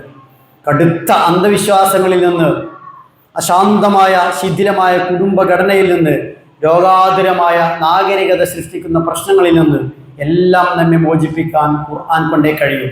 ലോകത്തെ ഏറ്റവും അധികം പാരായണം ചെയ്യപ്പെടുന്ന ഗ്രന്ഥം ഖുർആനാണ്. ഏറ്റവും അധികം ആളുകൾ കാണാതെ പഠിച്ച ഗ്രന്ഥം ഖുർആനാണ്. ലോകത്തെ ഏറ്റവും അധികം സ്വാധീനിച്ച ഗ്രന്ഥവും ഖുർആനാണ്. ജനകോടികളുടെ ജീവിതത്തെ മാറ്റിയെടുത്ത ഗ്രന്ഥം ഖുർആനാണ്. നിലവിലെ ഏക ദൈവിക ഗ്രന്ഥം ഖുർആനാണ്. ലക്ഷ്യബോധമില്ലാതെ അലയുന്നവർക്ക് വെളിച്ചമാണ് ഈ ഗ്രന്ഥം. മനുഷ്യ ജീവിതത്തിൻ്റെ എല്ലാ തെറ്റിപ്പോകലുകൾ, അപഭ്രംശങ്ങളിൽ നിന്നും രക്ഷിക്കുന്ന രാജപാതയാണ് ഖുർആൻ. തെറ്റായ മനോഭാവങ്ങളും മനോദുഃഖങ്ങളും ഉളവാക്കുന്ന ഹൃദയ രോഗങ്ങൾക്കുള്ള ചികിത്സയാണ് ഖുർആൻ. അള്ളാഹുവിനോട് ചേർന്ന് നിൽക്കാനുള്ള ഏക വഴിയും ഖുർആനാണ്. ഖുർആൻ പറഞ്ഞ നന്മ എക്കാലത്തും നന്മയാണ്. ഖുർആൻ പറഞ്ഞ തിന്മ എക്കാലത്തും തിന്മയാണ്. ഖുർആൻ അഗതിയുടെ, അനാഥന്റെ, അശരണന്റെ, ശബ്ദമില്ലാതാക്കപ്പെട്ടവന്റെ, അരികുവൽക്കരിക്കപ്പെട്ടവന്റെ, ആലംബഹീനന്റെ ഒക്കെ വിഷയങ്ങൾ അതിശക്തമായി കൈകാര്യം ചെയ്യുന്ന നീതിയുടെ ഗ്രന്ഥമാണ്. ഭക്തിയാണ് ഖുർആന്റെ അടിത്തറ. സമത്വമാണ് ഖുർആന്റെ ശക്തി. വളരെ വന്ധ്യമായ, ഊഷരമായ, ഒന്നും മുളക്കാത്ത മരുഭൂമിയുടെ മക്കളെ, സംസ്കാരം എന്ന വാക്ക് പോലും പരിചയമില്ലാത്ത മരുഭൂമിയുടെ മക്കളെ, ലോകത്തേത് സംസ്കാരത്തെയും വെല്ലുന്ന സംസ്കാരത്തിന്റെ ഉടമകളാക്കി മാറ്റിയത് ഖുർആനാണ്. ഗോത്രമഹിമയിൽ തമ്മിൽ തല്ലിയിരുന്ന ഒരു ജനതയെ ഏകനായ അള്ളാഹുവിൻ്റെ ഏക മനസ്സുള്ള അടിമകളാക്കി മാറ്റിയത് ഖുർആനാണ്. ഭൂതപ്രേതാദികളെയും നാട്ടുപ്രമാണികളെയും ജിന്നുകളെയും അക്രമികളെയും ഭയന്ന് ചൂളിയിരുന്ന ഒരു സമൂഹത്തെ സാമ്രാജ്യങ്ങളെ പ്രകമ്പനം കൊള്ളിക്കുന്ന ജേതാക്കളും നേതാക്കളും ധീരരും വീരരുമാക്കി മാറ്റിയത് ഖുർആനാണ്. ചിട്ടയും ചട്ടങ്ങളും നിഷ്ഠയുമൊന്നുമില്ലാതിരുന്ന അറബ് ജീവിതത്തിന് യുഗാന്തരങ്ങൾക്ക് ഇപ്പുറവും ഒരു ശബളിമയും നഷ്ടപ്പെടാത്ത ഒരു നിയമവ്യവസ്ഥ നൽകിയത് വിശുദ്ധ ഖുർആനാണ്. മദ്യപാനവും ലഹരിയും ജീവിതത്തിന്റെ അടിത്തറയാക്കി മാറ്റിയവരെ മദ്യമെന്ന് കേൾക്കുമ്പോഴേ അറപ്പുള്ളവരാക്കി മാറ്റിയെടുത്തത് വിശുദ്ധ ഖുർആനാണ്. സ്വാർത്ഥത ജീവിതത്തിന്റെ മുഖമുദ്രയാക്കിയ മനുഷ്യരെ മരണനേരത്ത് കിട്ടിയ അവസാനത്തെ ഒരിറ്റി വെള്ളം വരെ മറ്റൊരാൾക്ക് നൽകി ആ ത്യാഗം സഹിക്കാൻ പ്രേരിപ്പിക്കുന്ന വിധം പരക്ഷേമ തൽപരതയുടെ ചരിത്രത്തിൽ തുല്യതയില്ലാത്ത പ്രതീകങ്ങളാക്കി മാറ്റിയത് വിശുദ്ധ ഖുർആനാണ്. വ്യഭിചാരം ആവേശവും ആവശ്യവുമായി കരുതിയിരുന്ന ഒരു സമൂഹത്തെ ആരും കാണാതെ ചെയ്ത ആ വ്യഭിചാരം എന്ന തെറ്റ് സമൂഹ മധ്യത്തിൽ ഏറ്റുപറഞ്ഞ് കല്ലുകൾക്ക് മുന്നിൽ ജീവൻ കൊടുക്കാൻ മാത്രം ഏറ്റുപറയുന്ന മനസ്സുണ്ടാക്കി തീർത്തത് വിശുദ്ധ ഖുർആനാണ്. സ്വയം ശുദ്ധീകരിക്കാനുള്ള ധാർമ്മികമായ നിലവാരത്തിലേക്ക് അവരെ ഉയർത്തിയത് ഖുർആനാണ്. ജനിക്കാൻ അവകാശമില്ലാതിരുന്ന, ജനിച്ചാൽ ജീവനോടെ കൊല്ലപ്പെട്ടിരുന്ന, അഥവാ ജീവിക്കാൻ വിട്ടാൽ അനന്തരാവകാശ വസ്തുക്കളിൽ ഒരു സ്വത്തായി, മുതലായി മാത്രം ഗണിക്കപ്പെട്ടിരുന്ന പെണ്ണിനെ ഏറ്റവും വലിയ സ്ഥാനം കൊടുത്ത് ആദരിച്ചത് അള്ളാഹുവിൻ്റെ വേദഗ്രന്ഥമാണ്. അതിനാൽ ആ വേദഗ്രന്ഥത്തിൻ്റെ ആഴങ്ങളിലേക്ക് ഇറങ്ങുക എന്നത് എൻ്റെയും നിങ്ങളുടെയും ജീവിതത്തിൻ്റെ ഭാഗമായി മാറണം. അങ്ങനെ ആവുക എന്നത് വളരെ എളുപ്പമുള്ള കാര്യമാണ്. ഖുർആൻ നമ്മുടെ ജീവിതത്തിൻ്റെ ഭാഗമാകാൻ ഓത്തിൽ നിന്നും പഠനത്തിലേക്ക് തിരിയണം. അത് വളരെ എളുപ്പമാണ്.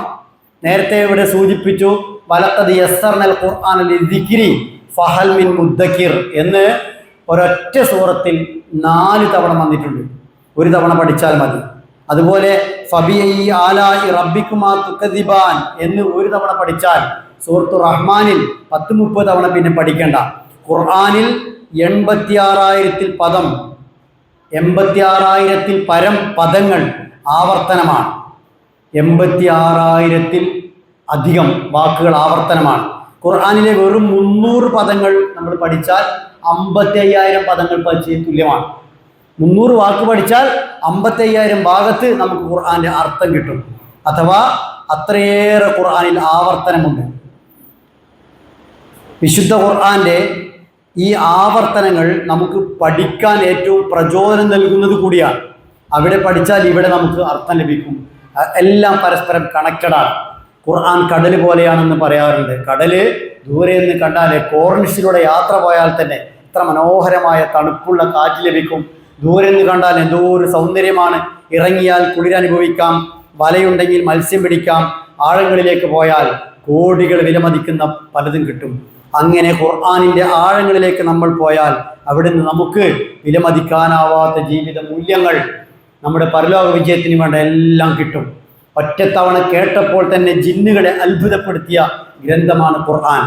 വിശുദ്ധ മക്കയിൽ ജന്നത്തുൽ മുഅല്ലാത്തിലേക്ക് പോകുന്ന വഴിക്ക് ഒരു പള്ളിയുണ്ട്. 3 പള്ളികളുണ്ട്. മസ്ജിദുൽ ഷജറ, മസ്ജിദുർ റായ, മസ്ജിദുൽ ജിന്ന്. അതിൽ അവസാനമുള്ള പള്ളി, ഹറമിൽ നിന്നും അകലത്തിലുള്ള പള്ളി, 3ാമത്തെ പള്ളി മസ്ജിദുർ റായയും മസ്ജിദ് ഷജറയും കഴിഞ്ഞാൽ കാണുന്ന പള്ളിയാണ് മസ്ജിദുൽ ജിന്ന്. ഒറ്റ തവണ ജിന്നുകൾ അള്ളാഹുവിൻ്റെ ഖുർആൻ കേട്ടപ്പോഴേക്കും അവർ അത്ഭുത പരതന്ത്രരായി. അവർ വല്ലാതെ അത്ഭുതപ്പെട്ടു.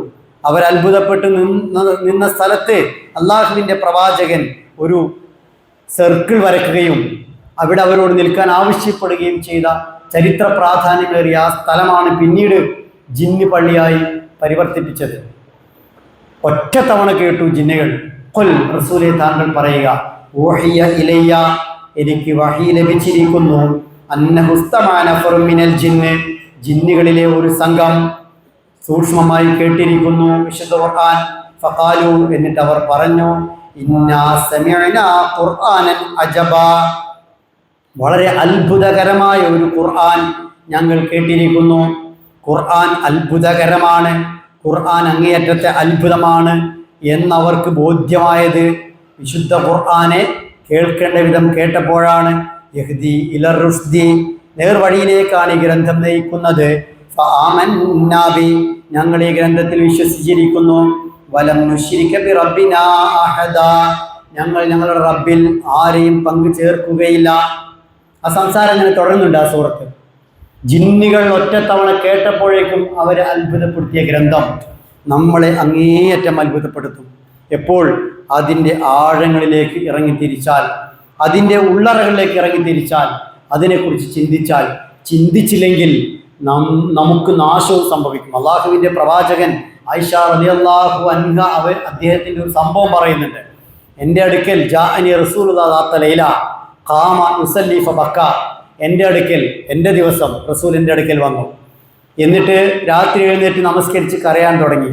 ഹത്താ ബല്ല ലഹിയത, അദ്ദേഹത്തിൻ്റെ താടി നനഞ്ഞു, കണ്ണീർ ഒഴുകിയിട്ട്. സുമ്മ സജദ, പിന്നെ സുജൂദ് ചെയ്തു. ഫബക്ക, പിന്നെയും കരഞ്ഞു. ഹത്താ ബല്ലൽ അർള, പിന്നെ താടിയിലൂടെ, കപോലത്തിലൂടെ ചാലിട്ടൊഴുകിയ കണ്ണീര് താടിയിലേക്കും പിന്നെ അത് മണ്ണിലേക്കും. അവസാനം മണ്ണ് നനഞ്ഞു.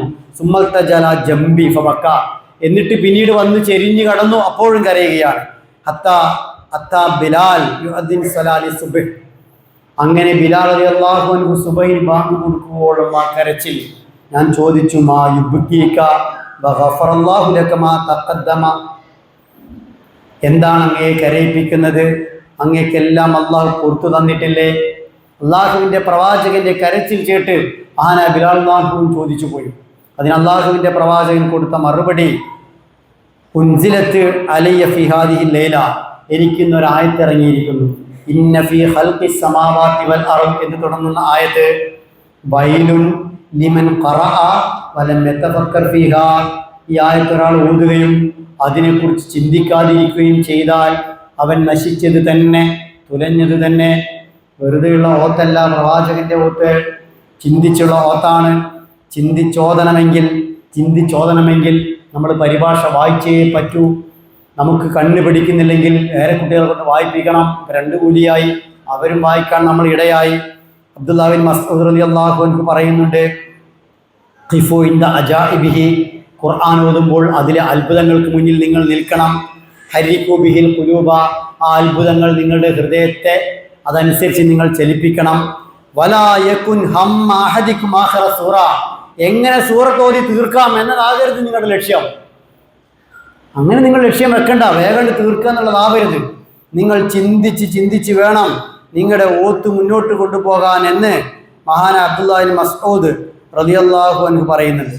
അതുകൊണ്ട് പ്രിയമുള്ളവരെ, മക്കയിലെ ആദ്യത്തെ പരസ്യ ഖാദിയായ, 2 ഹിജറ നടത്തിയ, കൂഫയിലെ ജഡ്ജിയായ, പ്രവാചകന്റെ സഹചാരിയായ, പ്രവാചകന്റെ ചെരുപ്പും മിസ്വാക്കുമൊക്കെ സൂക്ഷിച്ചിരുന്ന മഹാനായ സഹാബി വര്യൻ അദ്ദേഹമാണ് ഈ പറയുന്നത്.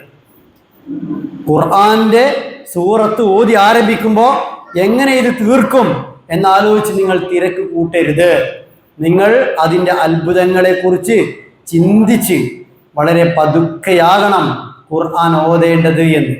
അങ്ങനെ ഖുർആനെ ചിന്തിച്ച് ആലോചിച്ച് ഓതിയാലാണ് വിശുദ്ധ ഖുർആൻ നമുക്ക് ഗുണം ചെയ്യുകയുള്ളൂ. വിശുദ്ധ ഖുർആൻ കേൾക്കുന്നത് തന്നെ മനുഷ്യർ വലിയ മാറ്റമുണ്ടാക്കുമെന്നാണ്.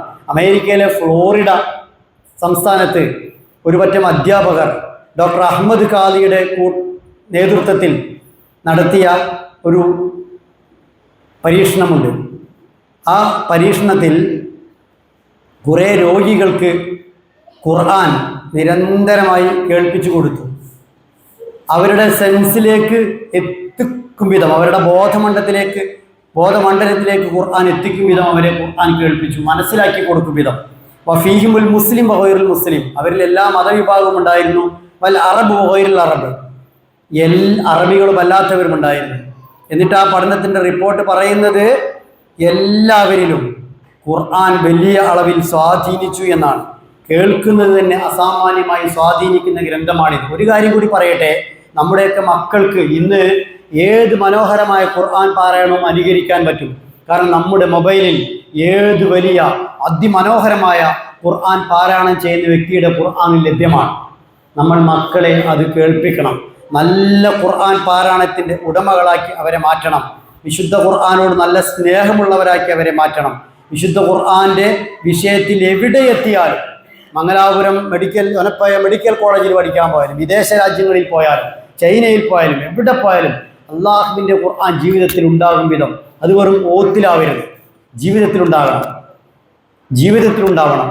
ആ രൂപത്തിലേക്ക് വിശുദ്ധ ഖുർആനെ സ്വീകരിക്കാൻ നമുക്ക് സാധ്യമാകണം. അള്ളാഹു സുബ്ഹാനഹു വ തആലയുടെ ഈ ഗ്രന്ഥം മാത്രമേ നമുക്ക് രക്ഷയ്ക്കെത്തൂ എന്ന നല്ല ബോധ്യത്തോടെ പോകണം. അവസാനിപ്പിച്ചുകൊണ്ട് പറയട്ടെ, റമദാനിൽ നമ്മൾ ചെയ്യേണ്ട കർമ്മങ്ങളിൽ ഏറ്റവും പ്രധാനപ്പെട്ട കർമ്മം തന്നെ ഖുർആന്റെ മുന്നിലുള്ള ഏറ്റവും സമയം ചെലവഴിക്കലാകണം. മഗ്ഫിറത്തിന് വേണ്ടി നിരന്തരമായി നാം പ്രാർത്ഥിക്കണം. റമദാൻ കൊണ്ട് കിട്ടേണ്ടത് പാപങ്ങൾ പുറത്തു കിട്ടലാണ്. പക്ഷേ ആ പ്രാർത്ഥനയിൽ ഖുർആനിലെ 7-ാം അധ്യായം സൂറത്തുൽ അഅറാഫിൽ 23-ാമത്തെ ആയത്ത്, ഖാല റബ്ബനാ ലലംനാ അൻഫുസനാ വലം തഗ്ഫിർ ലനാ വതർഹംനാ ലനകൂനന മിനൽ ഖാസിരീൻ. ആദിപിതാവും ആദിമാതാവും ആദം അലൈഹിസ്സലാമും ഹവ്വ റളിയല്ലാഹു അൻഹയും പ്രാർത്ഥിച്ച മനുഷ്യ ചരിത്രത്തിലെ 1-ാമത്തെ പാപമോചന പ്രാർത്ഥന ഖുർആനിലെ ആയത്താണ് എന്ന ബോധ്യത്തോടെ 100-ലേറെ കൂലി ലഭിക്കുന്ന ആ ഒരു പ്രതിഫലം കൊതിച്ചുകൊണ്ട്, ഒരക്ഷരത്തിന് 10 കൂലിയാണ്, പ്രതിഫലം കൊതിച്ചുകൊണ്ട് നമ്മൾ അള്ളാഹുവോട് അർത്ഥമറിഞ്ഞ് പ്രാർത്ഥിക്കണം. എല്ലാ നമസ്കാരവും എല്ലാ സുന്നത്തുകളും കൃത്യമായി, ഫർളുകൾ പള്ളിയിൽ ജമാഅത്തോടുകൂടി അല്ലെങ്കിൽ വീട്ടിൽ സ്ത്രീകൾ ജമാഅത്തായി സുന്നത്തുകൾ ഒറ്റൊന്നും ഒഴിവാക്കാതെ ദിവസവും അള്ളാഹുവിൻ്റെ മാർഗത്തിൽ ചെറിയ ദാനമെങ്കിലും നൽകി കഴിയുന്നവർ ഇഫ്താർ സംഘടിപ്പിച്ച്, പുരുഷന്മാര് പള്ളികളിലേക്കുള്ള നോമ്പുതുറകളിലേക്ക് പരമാവധി പോയി വീട്ടിലെ ഉണ്ടാക്കൽ പ്രക്രിയ പരമാവധി കുറച്ച് അടുക്കളയിൽ നിന്ന് മാറ്റി ഖുർആന്റെ മുന്നിലേക്ക് സ്ത്രീകൾ അത്രയും ഇരിക്കട്ടെ. അങ്ങനെ അവരോട് കാരുണ്യം കാണിച്ച് ബദറിന്റെ പ്രചോദനം ഉൾക്കൊണ്ടുകൊണ്ട് ഇസ്ലാമിക മാർഗത്തിൽ പ്രവർത്തിക്കാൻ ഇറങ്ങി. അവസാന 10-ൽ ഖുർആൻ ഇറങ്ങിയത് കൊണ്ട് ഒരൊറ്റ മണിക്കൂർ 13.25 കൊല്ലത്തേക്കാൾ ശ്രേഷ്ഠമായ, 1 മിനിറ്റ് 3 മാസത്തോളം ശ്രേഷ്ഠമായ ആ ലൈലത്തുൽ ഖദറിനെ പ്രതീക്ഷിച്ച് അവസാന 10-ൽ അള്ളാഹുവിൻ്റെ പള്ളിയിൽ ഇരുന്ന് പഠന ക്ലാസ്സുകളിലെല്ലാം പങ്കെടുത്ത് ബന്ധങ്ങൾ സ്ഥാപിച്ച് പ്രവാചക വചനങ്ങൾ കൂടുതൽ പഠിച്ച് അങ്ങനെ റമദാൻ ഏറ്റവും ചൈതന്യവത്താക്കണം. അതിലൊന്നാമത്തേത് വിശുദ്ധ ഖുർആനോടുള്ള ബന്ധമാകണം. ആ ഖുർആനോടുള്ള ബഹുമാനത്തിൻ്റെ പേരിൽ കൂടി നമ്മൾ അവസാന 10-ൽ എഴുത്തിക്കാഫ് വളരെ കണിശമാക്കണം. കാരണം ഖുർആൻ ആ 10-ൽ ഇറങ്ങിയിട്ടുണ്ട്. ആ 10-ൽ ഖുർആൻ ഇറങ്ങിയ ആ രാത്രിയാണ് 1 മിനിറ്റ് 85 ദിവസത്തിലേക്കാൾ കൂലി കിട്ടുന്നത്, 1 മണിക്കൂർ 13.25 കൊല്ലത്തേക്കാൾ കൂലി കിട്ടുന്നത്, ഒരു രാത്രി 83 വർഷത്തേക്കാൾ കൂലി കിട്ടുന്നത്. അതൊന്നും നഷ്ടപ്പെടുത്താതെ വിശുദ്ധ ഖുർആന്റെ കൂടെ സഞ്ചരിച്ച് മുന്നോട്ട് പോവുക. അങ്ങനെ ഖുർആൻ നാളെ നമ്മെക്കുറിച്ച് അനുകൂലമായി സാക്ഷി പറയുന്ന സാഹചര്യം ഉണ്ടാകണം. രണ്ടും സംഭവിക്കാം. ഇന്ന ഖൗമി ഇത്തഖദു ഹാദൽ ഖുർആന മഹ്ജൂറ, ഇവര് ഖുർആനെ മൈൻഡ് ചെയ്തില്ല, വേണ്ടത്ര പരിഗണിച്ചില്ല എന്ന് പറയുന്ന ആ എതിർ ശബ്ദം ഖുർആൻ ഉയർത്തുന്ന ഭാഗ്യം കെട്ടവരിൽ ഒരിക്കലും നമ്മൾ പെടാൻ പാടില്ല. ആശുപത്രിയിൽ പോകുമ്പോൾ ഫ്ലാസ്ക് കരുതിയതുപോലെ, മുസല്ല കരുതിയതുപോലെ അതിനേക്കാൾ മുമ്പ് ഖുർആൻ എടുത്തു വെച്ചിരുന്നു. ഏത് യാത്രയിലും ആ വാഹനത്തിൽ അള്ളാഹുവിൻ്റെ ഖുർആന്റെ ഒരു പേജ് ഓതിയതിന് ആ വാഹനം നാളെ പരലോകത്തേക്ക് സാക്ഷിയാകണം എന്നതുകൊണ്ട് എവിടെ പോയാലും ഖുർആൻ ഓതിയിരുന്നു. ഏതെങ്കിലും യാത്രക്കിടയിൽ കയറുന്ന പള്ളിയിൽ കയറിയ ആ തിരക്കിനിടയിലും ഇറങ്ങുമ്പോൾ ജസ്റ്റ് ഒന്ന് ഖുർആൻ ഓതിയിട്ട് ഇറങ്ങുമായിരുന്നു. ആ പള്ളി ജീവിതത്തിൽ ആദ്യം കയറിയ, ഒരിക്കലും ഇനി കയറാൻ സാധ്യതയില്ലാത്ത ആ പള്ളിയും എനിക്ക് നാളെ ഖുർആന്റെ വിഷയത്തിൽ സാക്ഷി പറയണം. അങ്ങനെ ഖുർആനുമായി ബന്ധപ്പെട്ട് എവിടെയും ഖുർആൻ നമുക്ക് അനുകൂലമായി എന്നെ അവിടെയും പരിഗണിച്ചിട്ടുണ്ട്, എല്ലായിടത്തും എന്നെ ഖുർആൻ പരിഗണിച്ചിട്ടുണ്ട് എന്ന് ഖുർആൻ പറയും വിധം ഖുർആന്റെ ആളുകളായി മാറണം. അഹ്ലുല്ല വഹാസത്തു, അവർ അള്ളാഹുവിൻ്റെ ആളുകളാണ്, അള്ളാഹുവിൻ്റെ പ്രത്യേകക്കാരാണ്. അള്ളാഹുവിൻ്റെ പ്രത്യേകക്കാരാകാൻ കഴിയണമെങ്കിൽ, അള്ളാഹുവിൻ്റെ ആളുകളാകാൻ കഴിയണമെങ്കിൽ ഖുർആന്റെ ആളുകളാണ്. ഖുർആൻ ഓതുന്ന വീട് ആകാശത്ത് നിന്നും തെളിഞ്ഞു കാണും. പൂർണ്ണ ചന്ദ്രൻ തിളങ്ങി വിളങ്ങി നിൽക്കുന്ന 14 രാവിൽ നക്ഷത്രങ്ങൾക്കിടയിൽ ചന്ദ്രനെ തെളിഞ്ഞു കാണുന്നത് പോലെ. ആ വീടിൻ്റെ വലിപ്പം കൊണ്ടല്ല, ആ വീട് അത്രമേൽ വലുതായത് കൊണ്ടല്ല, ഖുർആൻ ഓതുന്ന വീടായതുകൊണ്ടാണ്. ഓതുന്ന വീടെന്ന് പറയണമെങ്കിൽ വീട്ടിലെല്ലാവർക്കും ഒത്തു വേണം. ടൈൽസ് ഇട്ട വീടെന്ന് പറയണമെങ്കിൽ ഏതെങ്കിലും ഒരിടത്ത് ടൈൽസ് ഇട്ടാൽ പറയില്ല. ഖുർആൻ ഓതുന്ന വീടെന്നാൽ വീട്ടിലെല്ലാവർക്കും ആ ശീലം വേണം. എല്ലാവർക്കും ആ ശീലം വേണം. ഖുർആൻ പഠിക്കുന്ന, ഖുർആനോട് നല്ല ബന്ധപ്പെടുന്ന മക്കൾ നമുക്കുണ്ടാവണം. ആ മക്കൾ കാരണം നാളെ പരലോകത്ത് പ്രത്യേക തലപ്പാവും പ്രത്യേക വസ്ത്രവും ഒക്കെ നമുക്ക് അണിയിക്കപ്പെടും. ചോദിക്കും, എന്താ ഞങ്ങൾക്ക് മാത്രം ഈ ജനകോടികളിൽ ഇത്ര വലിയ ആദരം?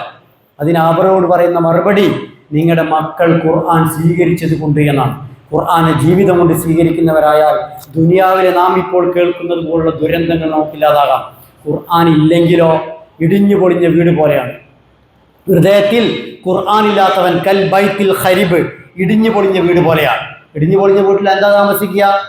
ഹിംസ്ര ജീവികൾ, വിഷപ്പാമ്പ്, തേളുകൾ, ഇങ്ങനെയുള്ള എല്ലാ നമുക്ക് ഉപദ്രവം നൽകുന്ന ജീവികൾ അവിടെ ഉണ്ടാവുക. ഇടിഞ്ഞു പൊളിഞ്ഞ വീട് പോലെ നമ്മുടെ ഹൃദയം എല്ലാ ഹിംസയുടെയും എല്ലാ മോശത്തരത്തിൻ്റെയും വല്ലാത്തൊരു അവസ്ഥയിലേക്ക് മാറേണ്ടെങ്കിൽ അതിനകത്ത് ഖുർആനാകുന്ന വെളിച്ചമുണ്ടാകണം. ഖുർആനാകുന്ന വെളിച്ചം വന്നാൽ ഇരുട്ടിനെ കളയാൻ വേറെ പണിയെടുക്കണ്ട. വെളിച്ചം വരുന്നതോടെ ഇരുട്ട് പോകും. വെളിച്ചത്തിൻ്റെ മുന്നിൽ ഇരുട്ടിന് സ്ഥാനമേ ഇല്ല. നമ്മുടെ സ്വഭാവ വൈകല്യങ്ങളൊക്കെ ഇരുട്ടാണ്. നമ്മുടെ പക, നമ്മുടെ വിദ്വേഷം, അയൽവാസിയോടുള്ള ദേഷ്യം, ഭാര്യയോട് ചൂടാകൽ, മക്കളോട് ദേഷ്യപ്പെടൽ, തൊട്ടതിനും പിടിച്ചതിനുമൊക്കെ എടുത്തുചാട്ടം, ഇതൊക്കെ പിണങ്ങൽ, മനസ്സിലുള്ള പക വിട്ടുമാറാതെ കൊണ്ടു നടക്കൽ, ഇങ്ങോട്ട് മോശമായി പെരുമാറിയവനെ എന്നും അവഗണിക്കൽ, അവനെന്തെങ്കിലും സ്ഥാനം കിട്ടുന്നത് തടയൽ, ഇതൊക്കെ ഹൃദയത്തിലുള്ള ഇരുട്ടുകളാണ്. ഈ ഇരുട്ടുകളെല്ലാം പോകാൻ ഒറ്റ ഷിഫയാവേണ്ടത്, ഒറ്റ രോഗശമന മരുന്ന്, അതാണ് വിശുദ്ധ ഖുർആൻ. ആ വെളിച്ചം വന്നാൽ ഇതൊക്കെ പോകും.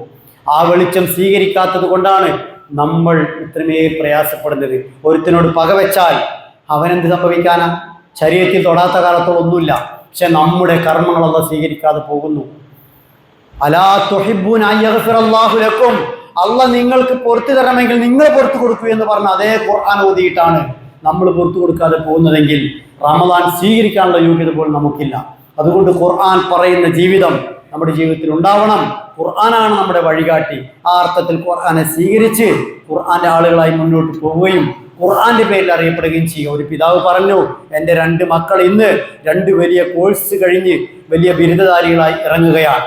ഒരുത്തൻ MBBS കഴിഞ്ഞ് ഡോക്ടറായി ഇറങ്ങുകയാണ്. മറ്റൊരുത്തൻ തഹ്ഫീദുൽ ഖുർആൻ കഴിഞ്ഞ് ഹാഫിദായി ഇറങ്ങുകയാണ്. ഞാൻ ഒന്നാമത് അറിയപ്പെടാൻ ആഗ്രഹിക്കുന്നത് ഹാഫിദിന്റെ ഉപ്പ എന്നാണ്. ഖുർആൻ കാണാതെ പഠിക്കുന്നതിൻ്റെ പുണ്യം, ഖുർആൻ ഏറ്റവും സ്നേഹിക്കുന്നതിൻ്റെ പുണ്യം, അതൊക്കെ ചെറിയ പ്രായത്തിൽ മക്കൾക്ക് ഉണ്ടാക്കി കൊടുക്കണം. ഖുർആൻ പ്രത്യേകം പഠിപ്പിക്കുന്ന ചെറിയ പ്രായത്തിൽ ചേർക്കുന്ന സ്ഥാപനങ്ങളിൽ നമ്മുടെ മക്കളെ ചേർക്കണം. അത് സ്ഥാപനത്തിൽ കുറേ ആളെ കിട്ടാനല്ല, ഖുർആനെ ചെറിയ പ്രായത്തിൽ അവരറിയാനാണ്. ആ സ്നേഹം വളർത്തണം. അവരെ നമ്മൾ മാർക്കറ്റ് ചെയ്യണം. വീട്ടിൽ വിരുന്നുകാർ വന്നാലും നമ്മൾ അങ്ങോട്ട് വിരുന്ന് പോയാലും 4 ആൾ കൂടുന്നിടത്തൊക്കെ എൻ്റെ കുട്ടി ഇന്ന എടുത്ത ഖുർആനിക സ്കൂളിലാണ് പഠിക്കുന്നത്, ആ കുട്ടി ഇതാ ഖുർആൻ ഒന്ന് കേൾക്കണോ നിങ്ങൾക്ക്?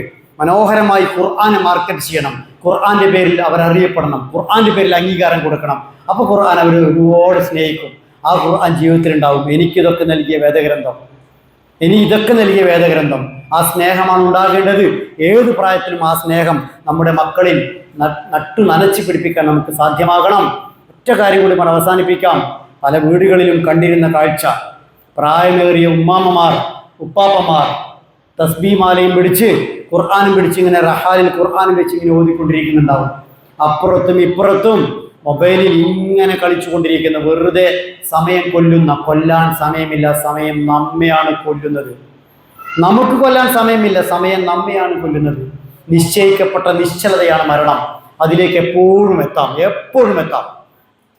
എത്തും മുമ്പ് വിശുദ്ധ ഖുർആന്റെ വിഷയത്തിൽ നല്ല നീതി പാലിക്കുന്നവരെ നമ്മൾ മാറുക, മക്കളെ അങ്ങനെ വളർത്തുക. നമ്മൾ മരണപ്പെട്ടാലും വിശുദ്ധ ഖുർആന്റെ വെളിച്ചം ആ വീട്ടിൽ ബാക്കിയാവണം. അല്ലാഹു സുബ്ഹാനഹു വ തആല എല്ലാ അർത്ഥത്തിലും അനുഗ്രഹിക്കുമാറാവട്ടെ. വിശുദ്ധ റമദാൻ എന്ന വിശുദ്ധ ഖുർആന്റെ മാസം നമ്മളിലേക്ക് വന്നണയുമ്പോൾ ആ മാസത്തിൽ മാത്രമല്ല, ആയുസ് നമുക്ക് എത്ര കാലം കിട്ടുന്നുവോ അത് കുറച്ചാവട്ടെ നിറച്ചാവട്ടെ, ആയുസ്സിലുടനീളം ഖുർആനോട് നല്ല ആത്മബന്ധം പുലർത്തുന്ന, അത് വളരെയധികം കൂടുന്ന മാസം മാത്രമാണ് റമദാൻ. തുടങ്ങി ഒടുങ്ങുന്ന മാസമാകരുത്, കൂടുന്ന മാസമാകണം. ബാക്കി എല്ലാ മാസങ്ങളിലും സ്ഥിരമായി ഖുർആനോട് ബന്ധമുള്ള, വസ്ത്രം ധരിക്കുന്നത് പോലെ, പല്ല് തേക്കുന്നത് പോലെ, ശരീരം വൃത്തിയാക്കുന്നത് പോലെ, ഭക്ഷണം കഴിക്കുന്നത് പോലെ ജീവിതത്തിൻ്റെ കൃത്യമായ ചിട്ടയിൽ അല്ലാഹുവിൻ്റെ ഖുർആൻ ഉണ്ടാകണം. എന്നും ആദ്യം കാണുന്നത് വാട്സപ്പ് നോക്കാതെ, ബിസിനസ് കാര്യങ്ങൾ നോക്കാതെ, മറ്റൊന്നും നോക്കാതെ 10 വയസ്സായ കുട്ടി വരെ ഖുർആൻ നോക്കിക്കൊണ്ട് ജീവിതം ആരംഭിക്കും വിധം ഖുർആാനികമായ വീടുകളായി നമ്മുടെ വീടുകൾ മാറുക. അതിനുവേണ്ടി കഠിന പരിശ്രമം നടത്തുക, പരസ്പരം പ്രാർത്ഥിക്കുക. അള്ളാഹു അനുഗ്രഹിക്കുമാറാവട്ടെ. വാഹിർ ദഅ്വാനാ അൽഹംദുലില്ലാഹി റബ്ബിൽ ആലമീൻ. അസ്സലാമു അലൈക്കും വറഹ്മത്തുള്ളാഹി വബറകാതുഹു.